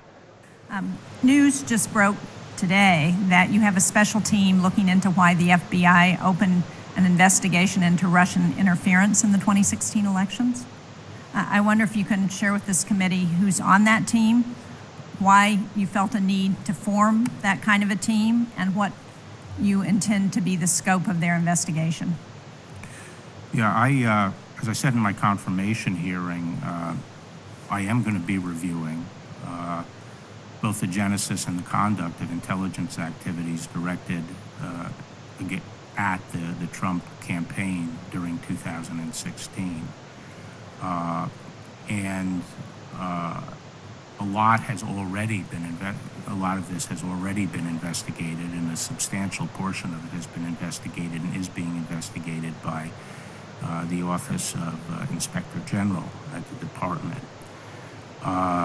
But one of the things I want to do is pull together all the information from the various investigations that have gone on, including on the Hill and in the department, and see if there are any remaining questions to be addressed. And can you share with us? All right, pause why it you for 1 feel- second, and drop the sound there too. I'm sorry, Matt. I know it's difficult, but all right. So it's interesting because what he's talking about is looking at the genesis, and remember, we know the genesis of why this was a criminal investigation against the president. Because as it progressed from an intelligence investigation, there became indications that perhaps there was a conspiracy involved, that other people may be implicated. As far as we know, the intelligence investigation began when there were reports from foreign diplomats who basically tipped off the U.S. Government as to what had been told to them by people working on the Trump campaign. We also, I think, know that foreign intelligence agencies, in the course of them monitoring Russia and Russian government officials, Russian sort of near government officials, kept seeing contacts with people who were associated with the Trump campaign. And I think it's, the Inspector General of these agencies should always be monitoring how investigations start and how they're conducted. I think that's perfectly legitimate. But where Barr goes next is nuts. And really, it is, it's a little bit scary that this guy's willing to sort of lie like this in public. This came up during the Kavanaugh stuff, where Brett Kavanaugh, it seems to me, was the first guy. Well, let's play the tape, and I'll explain what I'm talking about. Feel a need to do that? For the same reason we're worried about foreign influence in elections. We want to make sure that during an election, I think spying on a political campaign is a big deal. It's a big deal.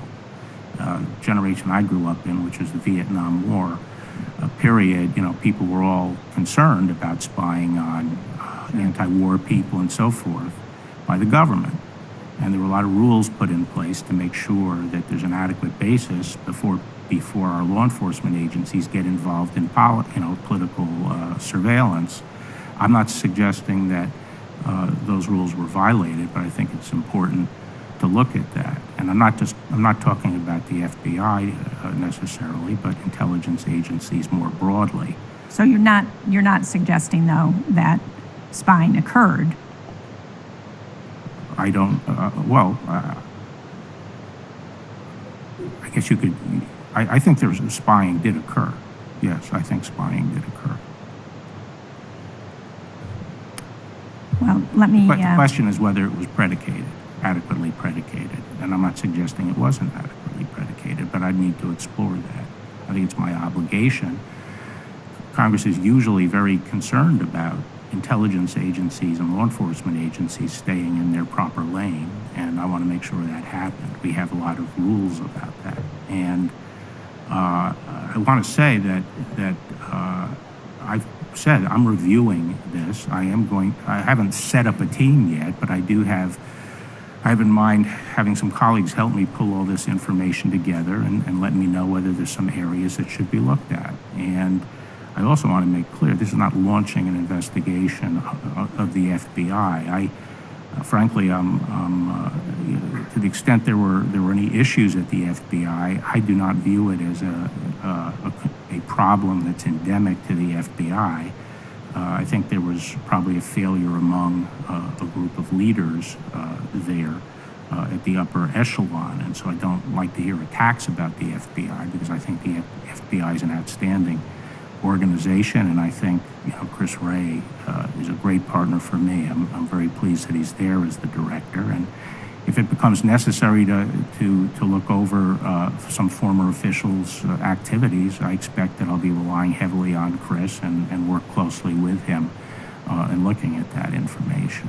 But that's what I'm doing. I feel I have an obligation to make sure that government power is not abused. I mean, I think that's one of the principal roles of the Attorney General. I certainly agree. Let's pause it there. And everything he was talking about in the 70s, the abuse, the procedure that whatever agencies spied, and I am not as up in arms, I think, as a lot of sort of the mainstream media is about the idea of spied, although it's clearly he's trying to inflame the Breitbartians and the Trumpistas here. But everything he's talking about, what happened in the 70s, all of the spying that went through, all of the surveillance on people who ultimately were associated with the Trump organization, because the surveillance or spying or whatever you want to call it, did not start on the campaign. It started with individuals who were then associated with the campaign. And it started on those individuals not because they were part of the campaign, but because of their contacts or their alleged contacts with people that our intelligence agencies spy on or surveil. But all of the procedures and there's been no indication that those procedures were not followed, were set up in the wake of things like COINTELPRO. And, I mean, there's no investigation, he says. There's not even a team set up. But he knows there was spying on the campaign. I mean, it is... it's clear that they are very concerned about the report coming out, and they're trying to create the counter narrative that has been floating around on Breitbart for Years.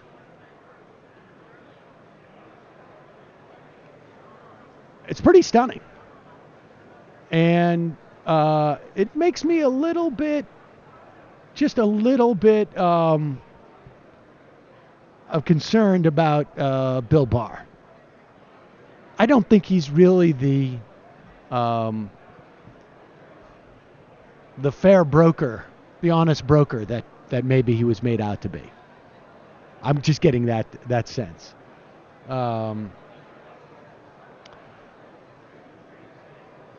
You want to play the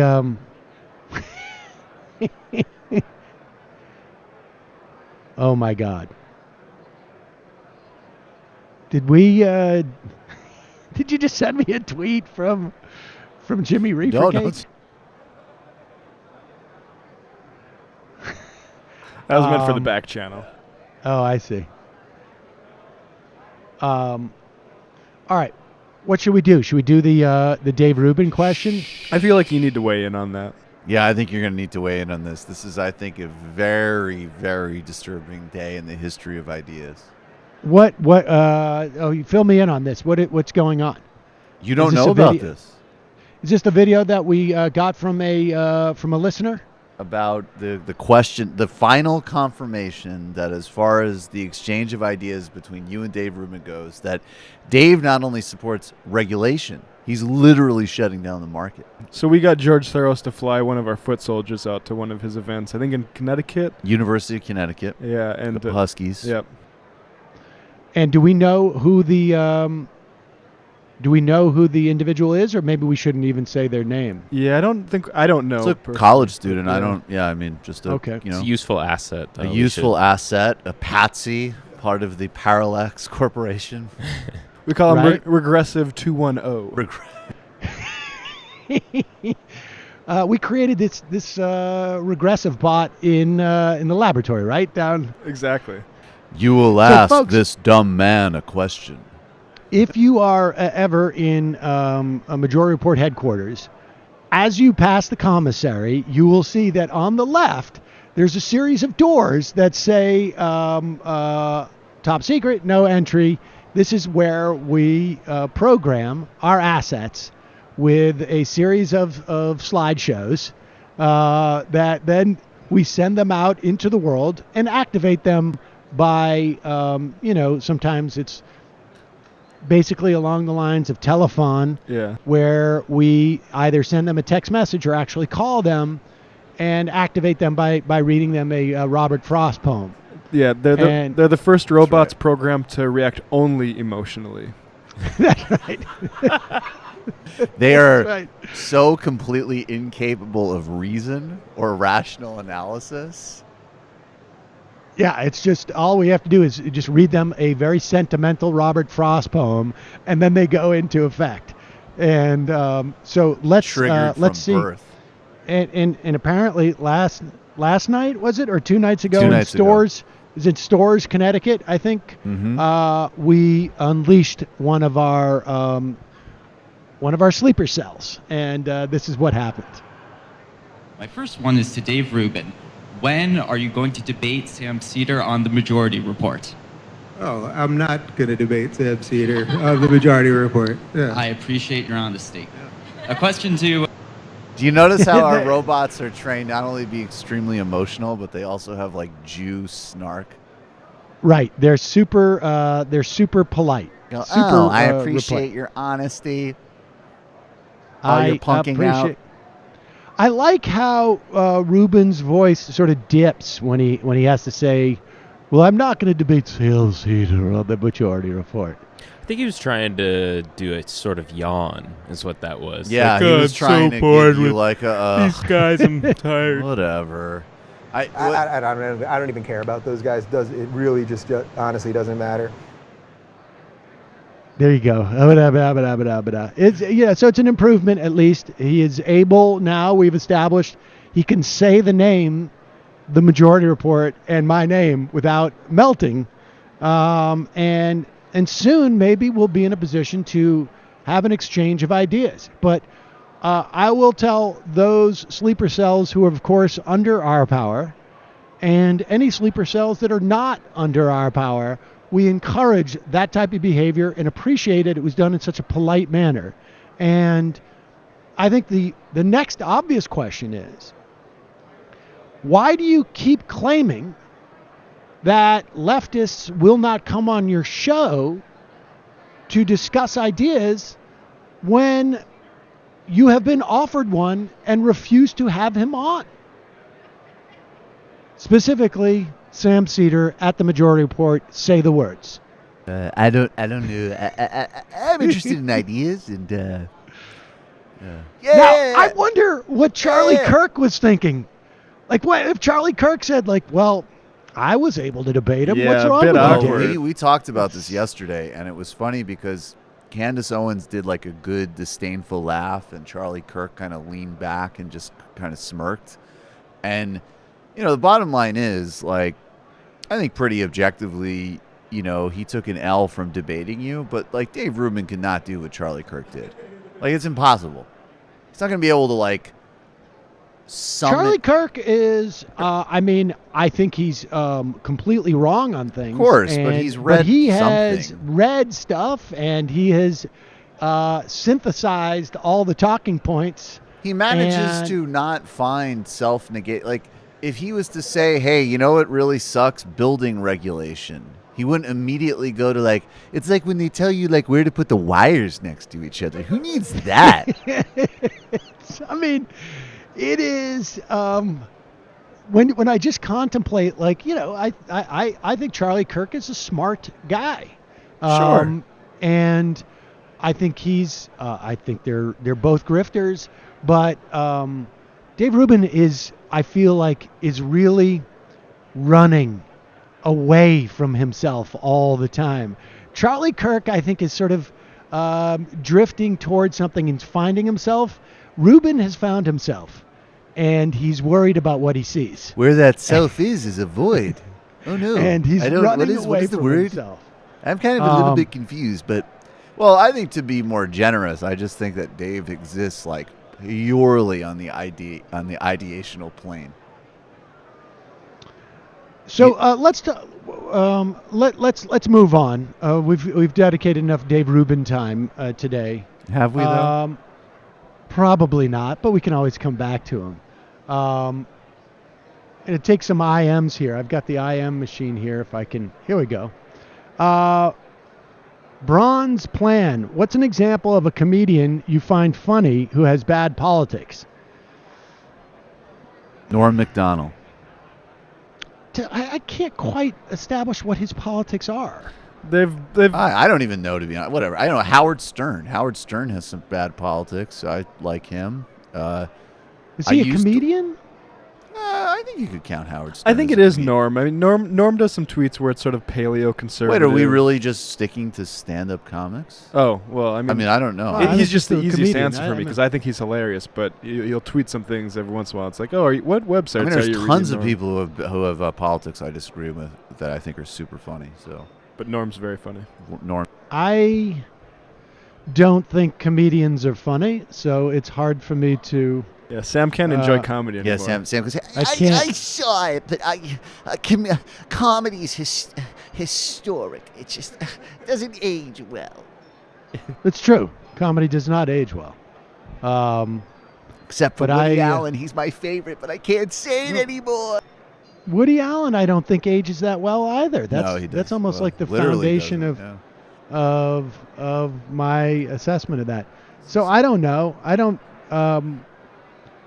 don't know that I could find a comedian funny who has bad politics. I mean, I guess I've listened to like some Bill Burr stuff and found it, you know, somewhat funny, but I don't know. I think Bill Burr's politics are all over the place, and they're really funny. Yeah. I mean, the thing is, like, I wouldn't say that, like, I mean, don't look to comedians for your politics. Well, that's the other thing, though, is like, I don't know, like, I would say almost all great comedians have some, like, politics that you might not necessarily agree with, but if you're talking like self-consciously conservative comedy, no, those people are not funny. Lights are flicking a little bit here. UFO above the hotel? No, this is the way that Elvis they say landing? like They say there's, some type of reception, or there's a talk going on in the main lobby. But I think we get it, folks. The lights are flickering. All right, Dr. Chaos, MD, who is a more annoying caller? Passive-aggressive progressive or old man racist? Let's do a thought experiment. Jesus If Christ. these two annoying callers were the same person, can you guarantee that if I read the bell curve and voted in the 2020 Democratic primary that I would become a passive-aggressive racist old man who calls into talk shows to waste their time because I'm... What is this passive-aggressive progressive? Did that happen He's the new yesterday? guy over He's the past the 2 new. days. I've had some run-ins. Well, so I think he actually called 3 days in a row, and I think he called in when we were right up against the clock on Monday, and I don't even remember. Like he did something annoying, and then he called on Tuesday, asking to guarantee hypotheticals, which is a really bad way to start a call with me. Guarantee hypotheticals? I don't know what that means. First he said, "Can you guarantee Bernie will win the primary?" I said obviously yes. not. Well, yeah, Brendan gave him a guarantee, so that was fair. We Now, did our wait a best. second. You're going to have to give him money back or something like that? We're not. No, he just wanted a guarantee. Just wanted a guarantee. Easy enough. And then he Okay. said, and then if Bernie loses, which is a funny sequence of questioning, can we guarantee that Bernie supporters will vote for the Democratic nominee? And I said, you either should identify your anxiety, like where these stupid questions are coming from, but like, I don't want to deal with this is months before we're even debating. So thank you, call back. But isn't the easy way to answer that is no and no, because you're not in a position to guarantee any of those things because you're not in charge of everybody who votes. Right. Both in the primary and in the general. Well, I did convey that, but I was sort of like going to give him an opportunity to stop framing his anxieties in such a dumb way. But anyways, yesterday we took his call again, and first he started out of the gate actually really strong by calling me an effing prick, which I thought was funny. So he bought himself some time, but then he apologized for calling me that. And then started to restate why he was going to ask the question he was about to ask, upon which I got genuinely angry. And I pulled a you with the Tulsi caller and was like, you have failed, and hung up on him. So that was the sequence. Well, hopefully he's trolling. The Hopefully it's a reason joke. why I said to that caller that they had failed was not had anything to do with Tulsi. It had to do with... No, I understand. It was they no, said, so he couldn't I've get got to his something that's question. short and on point. And then they didn't have anything short or on point. So what this passive aggressive caller is doing is he's basically doing what the Tulsi caller did, except not even being like nice about it. I don't know why you got to bring me into this problem that you have with this guy who at least, Well, I had you just think, pegged for what it's worth, you set the tempo for how to handle callers. It's tremendous rudeness to that nice man wore off on everybody. It's death by prefatory comment, basically. Right. That really is what it is. Just spit it out. West Coast comrade, CNN News Alert this morning claimed that the U.S. wanted Julian Assange for his DNC email dump. No word of Manning. That I do not believe is the case, but I don't know. My concern, Bullprog, my concern with the WikiLeaks stuff is where do we draw the line of what constitutes journalistic behavior and criminal espionage? If the sources themselves are doing the breaking in, cracking codes, etc., without the assistance of the publisher, I think that's fine. But would we find a CIA offshoot masquerading as journalists publishing stolen classified info from other countries are legit? No, I agree with you. I think the line is quite clear. Journalists can receive this information. They can transmit this information. They can protect their source, but they should not aid in the action of getting that information from the source. I think the line's quite clear. And the way the indictment is being characterized is that Assange helped Chelsea Manning get the information, as opposed to protected his identity as a source. And I think that's where the line has to be drawn. And touch the band. Bill Barr looks like a bloated Stuart Smalley. Doe Link. That's an the other interesting- stunner during No, actually, the you know hearing. what, Bill Barr? I just have to say, Bill. No, actually, you hearing- know what, Bill Barr? I just have to say, someone did a side-by-side shot of Bannon and Barr, That was and they funny. said Barr looks like Bannon after being on Queer Eye, and it was very well observed.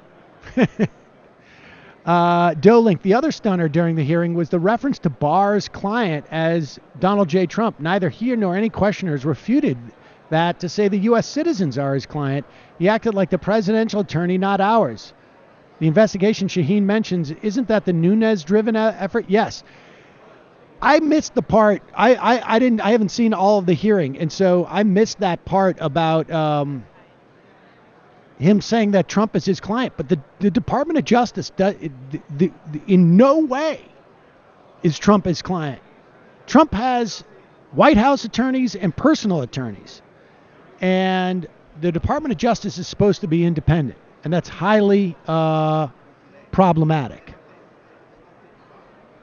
I think, for him to perceive his role in that way. Meanwhile, Donald Trump was in Texas and was continuing his, and there, it's starting to get a little bit scary in terms of, it's continuing to be a little bit scary. There seems to have been a major consolidation by Donald Trump in terms of executing their revanchist, am I saying that right? Anti-immigrant, no, Matt? Revanchist, yeah.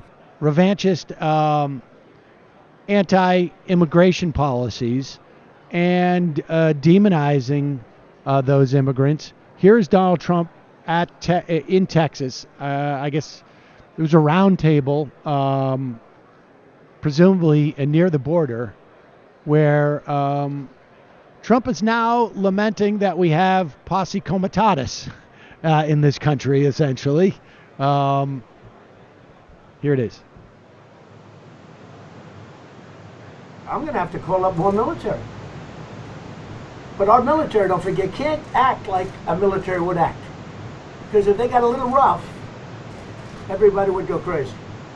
So our military can't act like they would normally act, or like, let's say, another military from another country would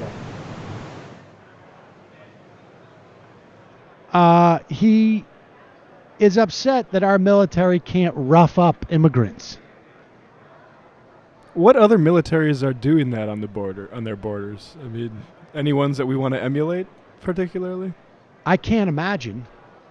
I also wonder how that would happen.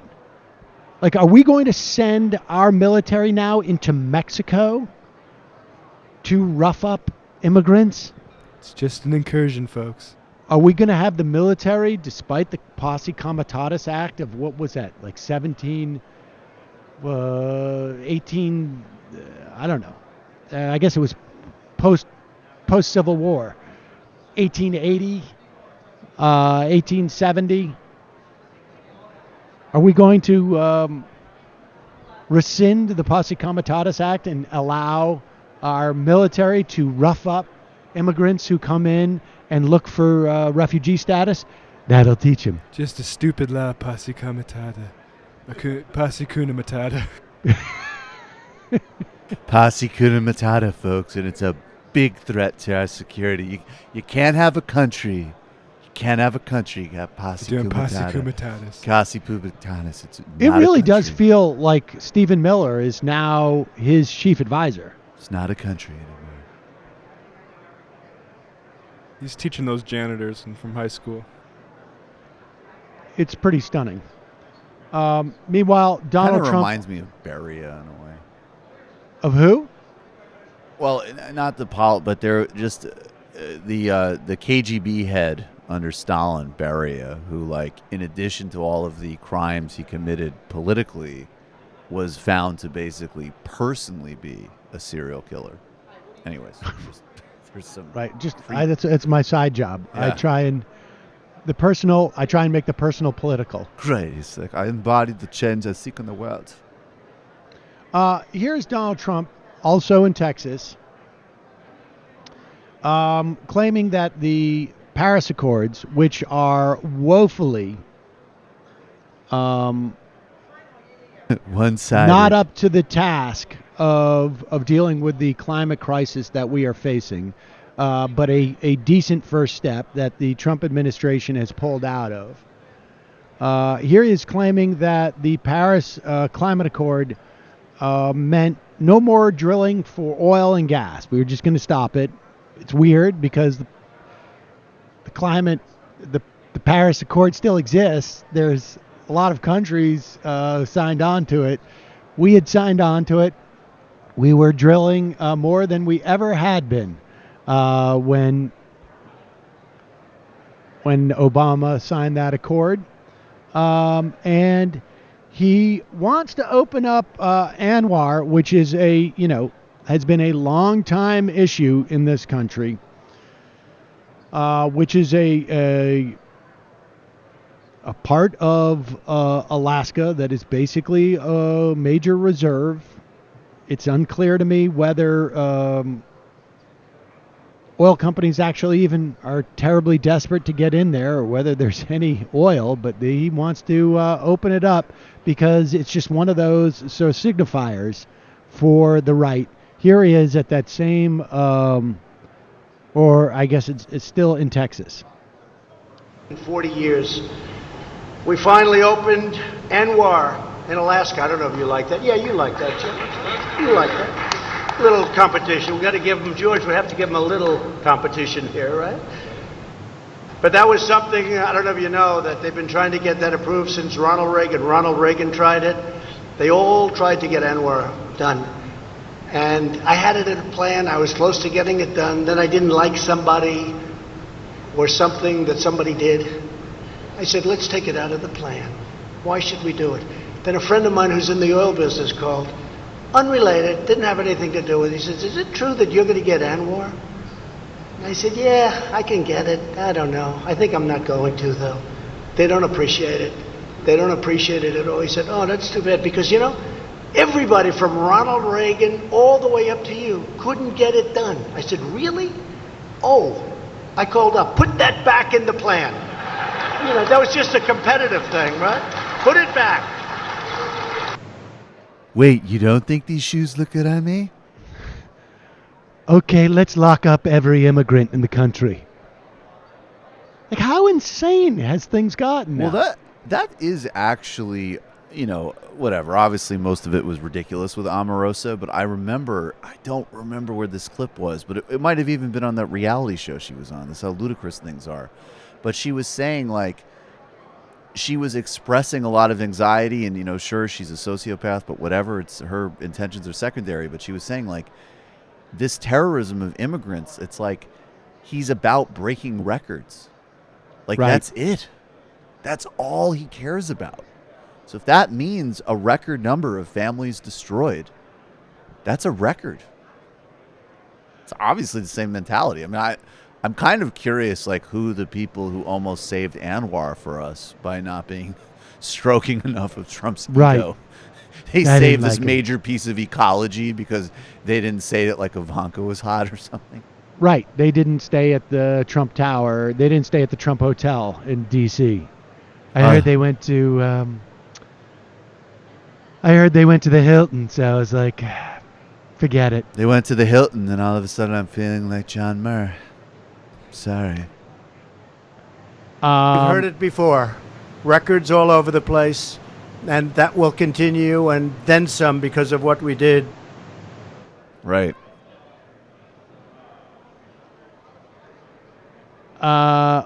What else should we play here? Do you want to do the Bernie Casey Hunt? Yeah. Let's talk about this. So, play this. This is Bernie. Now, Bernie wasn't there, right? Nope, it was and Waleed he hasn't been Shahid. asked. Waleed Shahid was on MSNBC with Casey Hunt, and Bernie apparently has commented. I mean, I didn't hear the original comment, but he's going to be releasing his tax forms, I guess, on Monday. Is it? He's releasing it on tax day. On tax day. Monday.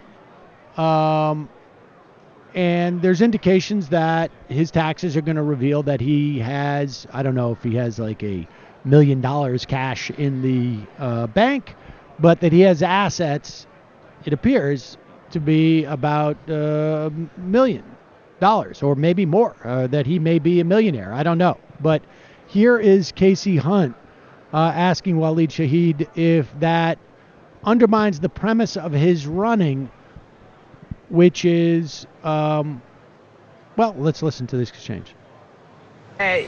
Bernie Sanders joked about the fact that he's now a millionaire from his book. Does that not undermine kind of his premise for running and his attacks? I mean, he's attacked millionaires. I can't even tell you how many times I heard him attack millionaires and billionaires on the campaign trail. Yeah, I mean, most of the book is about attacking millionaires and billionaires, and I'd like to remind people that FDR was very wealthy and imposed some of the most social democratic populist policies to take on millionaires and billionaires in this country. Well, I mean, he's sort of personally attacked a group of people that now includes himself. Right, but he thinks that he himself should pay a fair share. That's most of what the book is about. So, at the end of the day, he did not, he wasn't born with a silver spoon in his mouth. He didn't marry into wealth. He's the son of a Polish immigrant whose family survived whose families were survivors of the Holocaust. And it's a very different story than someone like Donald Trump, who just inherited his wealth from his father. A fair point. Jeff Bennett, Waleed. The weird part is that to me is the least compelling point. The fact that he came from, humble beginnings, and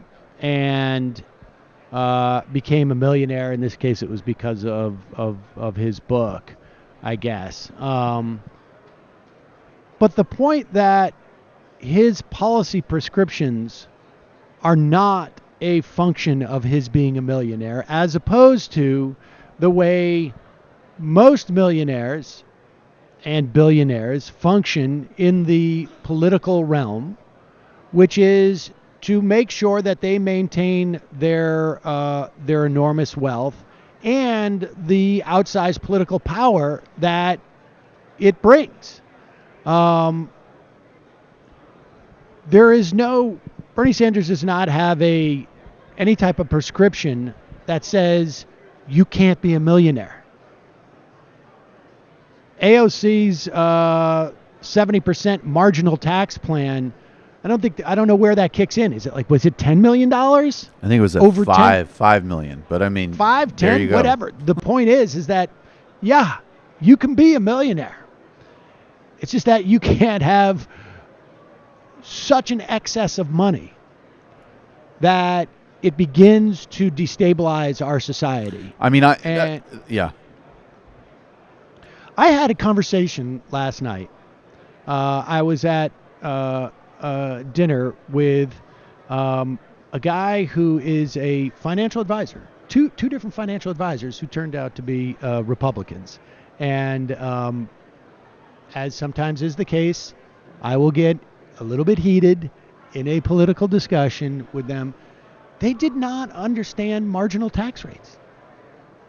They did not. Like when I said like the 70% proposal, they're like, are you really going to take, or 90% proposal, are you really going to take 90 cents of every dollar if someone makes $3 million? And I was like, no, it's 90 cents of the first dollar after $3 million. They're like, oh. And I was like, wait, do you guys not know this? You're a financial advisor. That doesn't surprise me at all. But I also just think... I also think that that is why, I mean, look, I think he should keep saying billionaires and millionaires, and he can even turn it into a joke on the trail. And if billionaires and us millionaires. Yeah, exactly. You could do something funny like that. And I think, and obviously, I mean, I did a long segment on this yesterday, including we discovered a lost tape of Bernie's guide to intergenerational wealth, which, starts by moving to Vermont. And then you basically work your way up to a dark horse presidential campaign, so that by the time you're, by the time you're in your late 70s, that's when you write the best-selling book, and that's where the big bucks come in. So, I mean, anybody who's talking about this in any type of serious way is self-negating because it's just so embarrassing and stupid. And I will say, I mean, even us, as people, I think particularly me, but you too, all of us are very fierce critics of Hillary Clinton. There was a point, after 2016, especially, where it was like, guys, like, you need to like stop this personal fixation on her. And there's a contingent that has exactly the same disorder when applied to Bernie Sanders, and they're the ones who are obsessing about this. But I get more substantively too. Like, I think that is why, at least, keep saying millionaires and billionaires, but I would say, millionaires can exist in our society as it is constituted. I think fundamentally, like, billionaires can't exist as a category in a democracy. Right. Like, you just can't do that.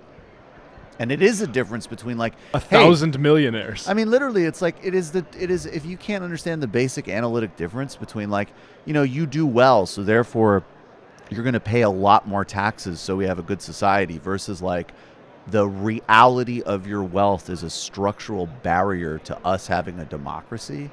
That's a difference. Right. And I think, like, the fact is that Bernie is not calling for a society with no wealth inequality. No, he's not. He is calling for a society without gaping wealth inequality. He hasn't even called for a society without billionaires. In fact, if you want to use that example. Right. But I think there is a very good argument that you should not be allowed to accumulate that kind of money. I totally don't think you should be allowed there to, should not be, and I'm not sure what that number is, but I think that we could probably, social scientists, political scientists, could work out a number where the wealthiest person should not own X number of times more than the least wealthy person in a society. Some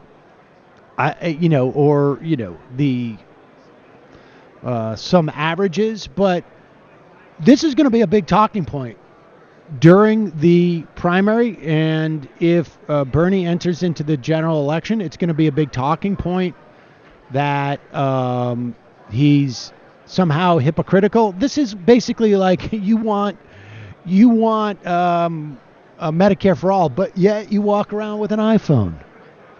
I heard that Bernie, he buys groceries. He has a winter coat. I mean, or Bernie has an Amazon Prime account. Well, that's the thing, though, is like that's the more serious inverse of it, right? Like, these attacks on him are stupid and petty and ridiculous and dumb and embarrassing, and we can debunk them. But the better way to read it is that basically the subtext of what these people are saying is like, oh, well, Bernie wrote a bestseller. You can't have health care now. Bernie has a house. No college for you. Should have thought about that. God, Bernie. Wish Bernie thought about that, because now we can't have a federal jobs guarantee or do anything about climate change. Right, and we should also, I mean, the other part of this too, on some level, is the idea of like, I think taxes should be raised. Well, why don't you just give more to the government? Because that's not taxes, because taxes definitionally apply. Everyone should be subject to the tax structure. We don't just have voluntary giving to the government, because that's not taxes. Taxes are money that you have to pay to the government. And Bernie lives in a capitalist society, and he is subject to the same physics and whatnot as a capitalist society. And him giving all the proceeds of that book to charity still would not be the prescription that he would want. He wants that money to be taxed at a higher rate than it is today. So maybe we actually have less of a societal crisis that we need charity for. I mean, that's what's sort of kind of so breathtakingly cynical about it. I've also even seen the take, and granted this is less prevalent, and I don't want to drag Hillary in this, but I have actually seen the take that, well, how is it different than the Goldman Sachs speech? It's like, yeah, he's beholden to people buying his book. Which goes back to the Onion headline, which is like Bernie Sanders totally in the pocket of the high school teacher that gave him $300. Wow.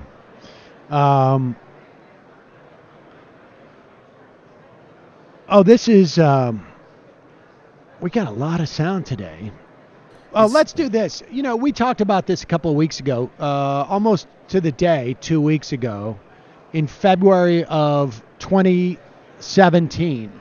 There was a myriad of media profiles of Glenn Beck saying, I'm sorry. It was in the New Yorker magazine. It was in the New York Times. It was on Samantha Bee.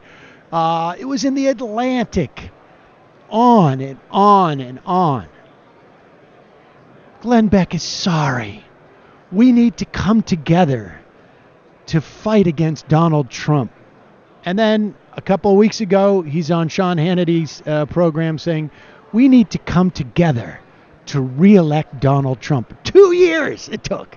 24 months it took for this guy to do his another 180. And here he is back in the saddle again. Glenn Beck. George Soros lives and again is up to no good. Very nefarious stuff. Let's hear it.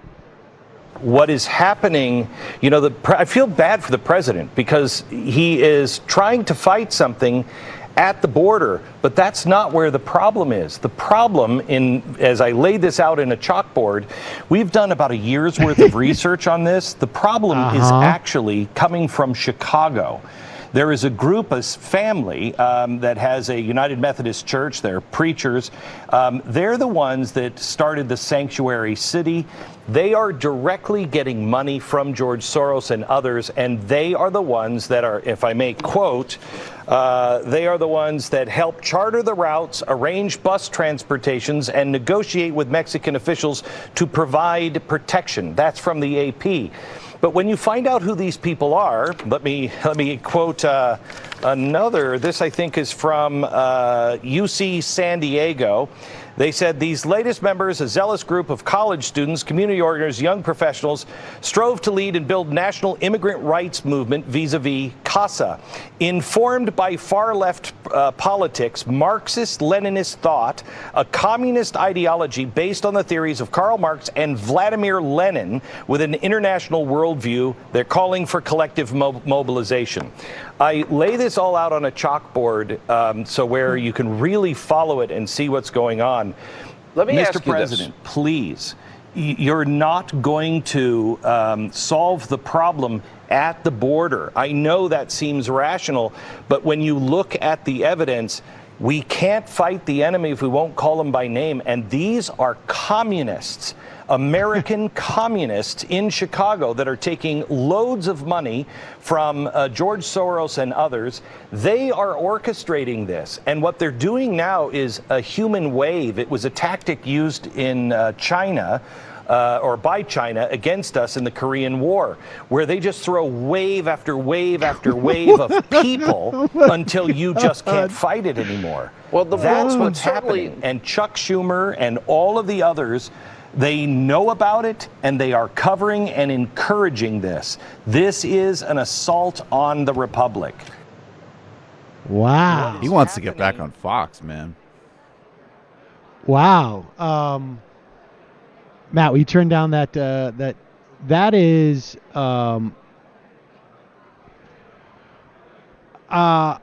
first off, my first reaction to that is that does not sound like a year's worth of research.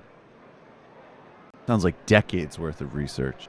Right? I mean, it took you a year to find 2 articles about a ragtag group of basically, North Brooklyn types living in Chicago. Yeah, it's just like, we found it. They're friends with something called the Antifa. They use a company called Patreon. There's which is a a communist front. I think I hear it's like so funny because there was that New York Times piece that came out the other day, kind of being like, hey, not all of your woke Twitter opinions have anything to do with the electorate, and Glenn Beck is just like, that is the communist conspiracy that runs the country. At least the difference now is at least there is a cultural subgroup that actually exists, versus pretending that Obama's a communist. The idea of Chuck Schumer protecting these far left operatives in America trying to get in more. No, Chuck refugees. Schumer's like, It's you hilarious. have to do the wave strategy. It's what Mao did. It's Why does nobody remember the Red Book? Nancy, hold off on the impeachment until we mobilize the Chicago. If Chicago isn't activated, impeachment will actually be a counter-revolutionary move. There needs We're to gonna be watch- more Guatemalans at the border. The way that that Chuck Schumer activates the sleeper cell. I hope the Yankees beat the White Sox this weekend. The White Sox, the Chicago White Sox. The Cubs are looking pretty impressive in spring training. I think it's time for the White Sox to go to the bullpen. They have to call up the Cuban prospects. I hope they're. I hope the Cuban is getting his arm ready. It's time the White Sox look to their Double-A team to activate the Cubans and the Dominicans that are on that team now. Bring your And bats. that's when the Dothraki hordes that are hiding in Mexico storm the border. If only it were so. And- That's a funny But thing you know, about like listening to honestly, Glenn Beck. It's where actually are the super encouraging. retractions? Where are the retractions? Like, where are the pieces written by these same people? Like, even just like it's a short opinion piece. Sorry, I don't know why we thought that Glenn Beck was actually apologizing in good faith. There is nothing to look in his past that would indicate that we should have trusted a single word he said. I don't know. Samantha Bee's probably working on some dynamite Bernie Drives material. But I always want to say that honorable mention to Bob Garfield from On the Media. Because Right. It's a great show. It's a great show, and Glenn Beck was on that during his tour and doing his shtick. And Garfield basically got him to throw a tantrum in 5 minutes just by reminding him, like, hey, you're actually an incredible demagogue. And Glenn Beck had a tantrum and ran off. And I told Garfield that when I went in for when I got fired from MSNBC before we started the interview.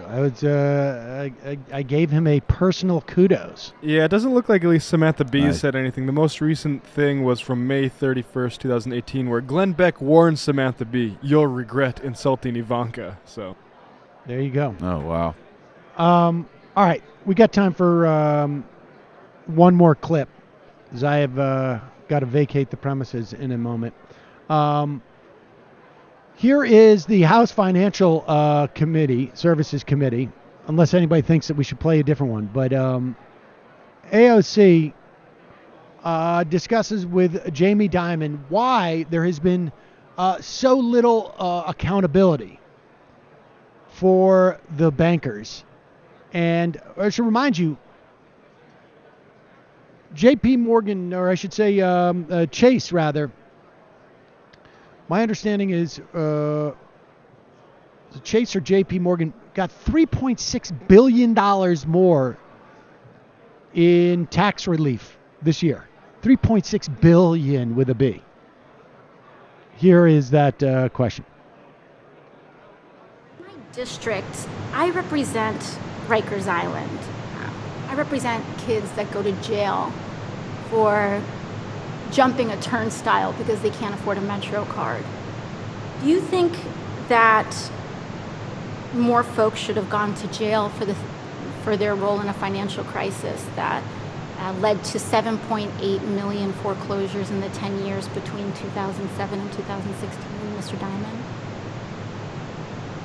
I don't think people should go to jail for jumping a subway. I think there are too many people into jail.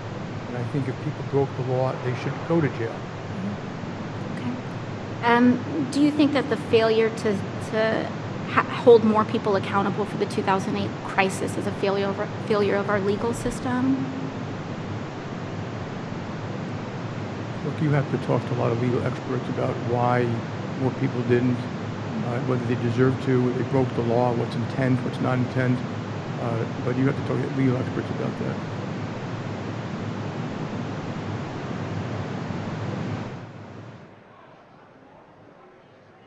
There you go.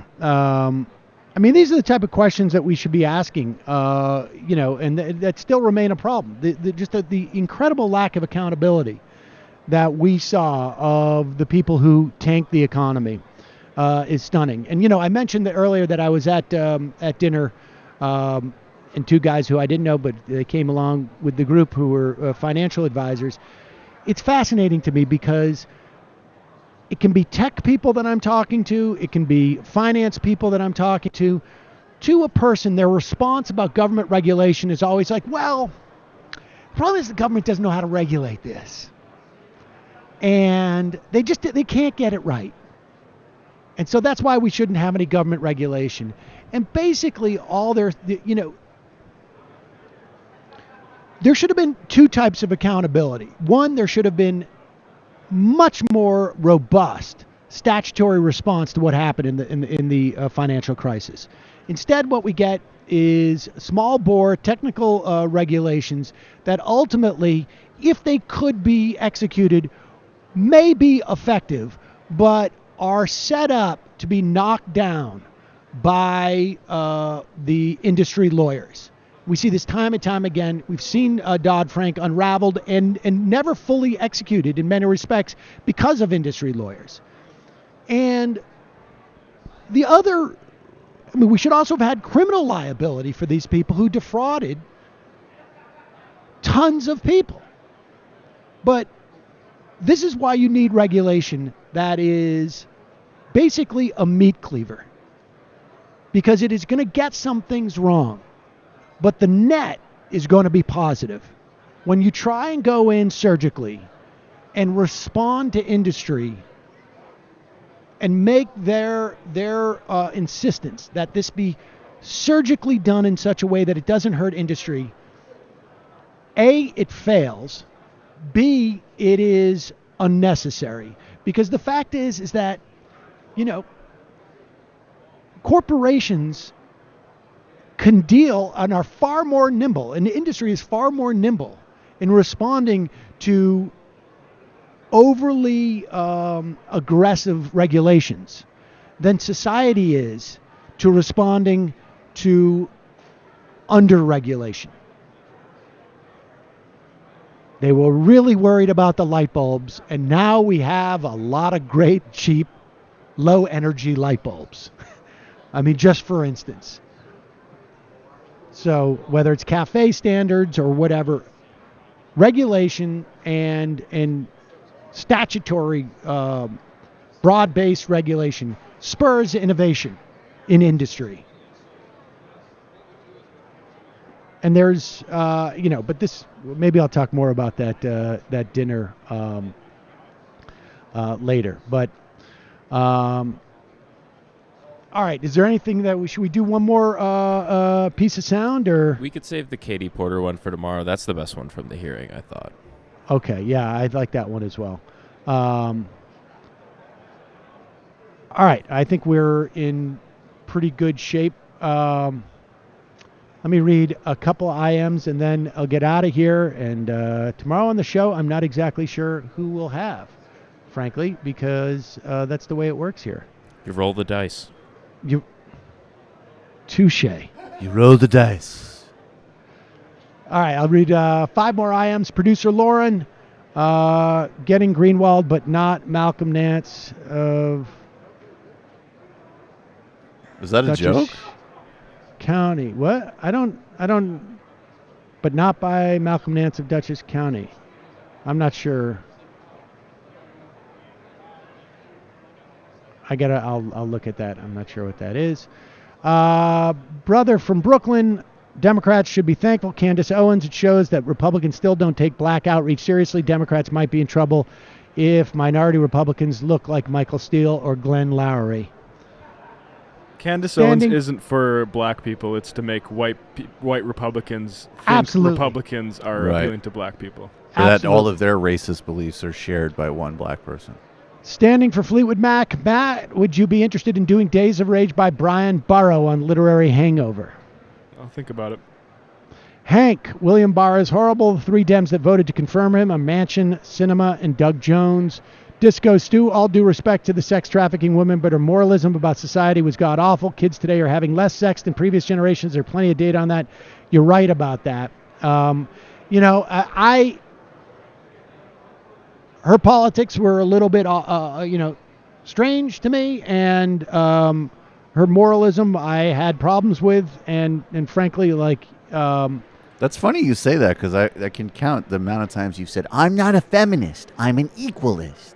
And we need more morals. That's your ballywick, Sam. Yeah, I just, to be honest with you, I did not feel like up to getting into an argument with her about that after having her explain her experience, which I think that was absolutely the wise and correct move. 100%. Not at all the right time to argue with somebody about that. David Packman, I have formally offered to mediate a debate between Sam and Dave Rubin. Silent so far. Hope to see you at the conference. Noah from Kami. I don't know. Wow, I didn't know MR created the original song type Arnold. Sam, are you Dr. Song? I can't follow any of that. All right, and the final IM of the day. Sam's Tinder profile. Hey, girl, swipe right and help me staff the tort fort. All right. That was pretty good, actually. That was good. It's a return to form. See you tomorrow. It might take all the strength I got to get to where I want, but I know somehow I'm gonna get there. I wasn't looking when I just got caught between the truth and the lie.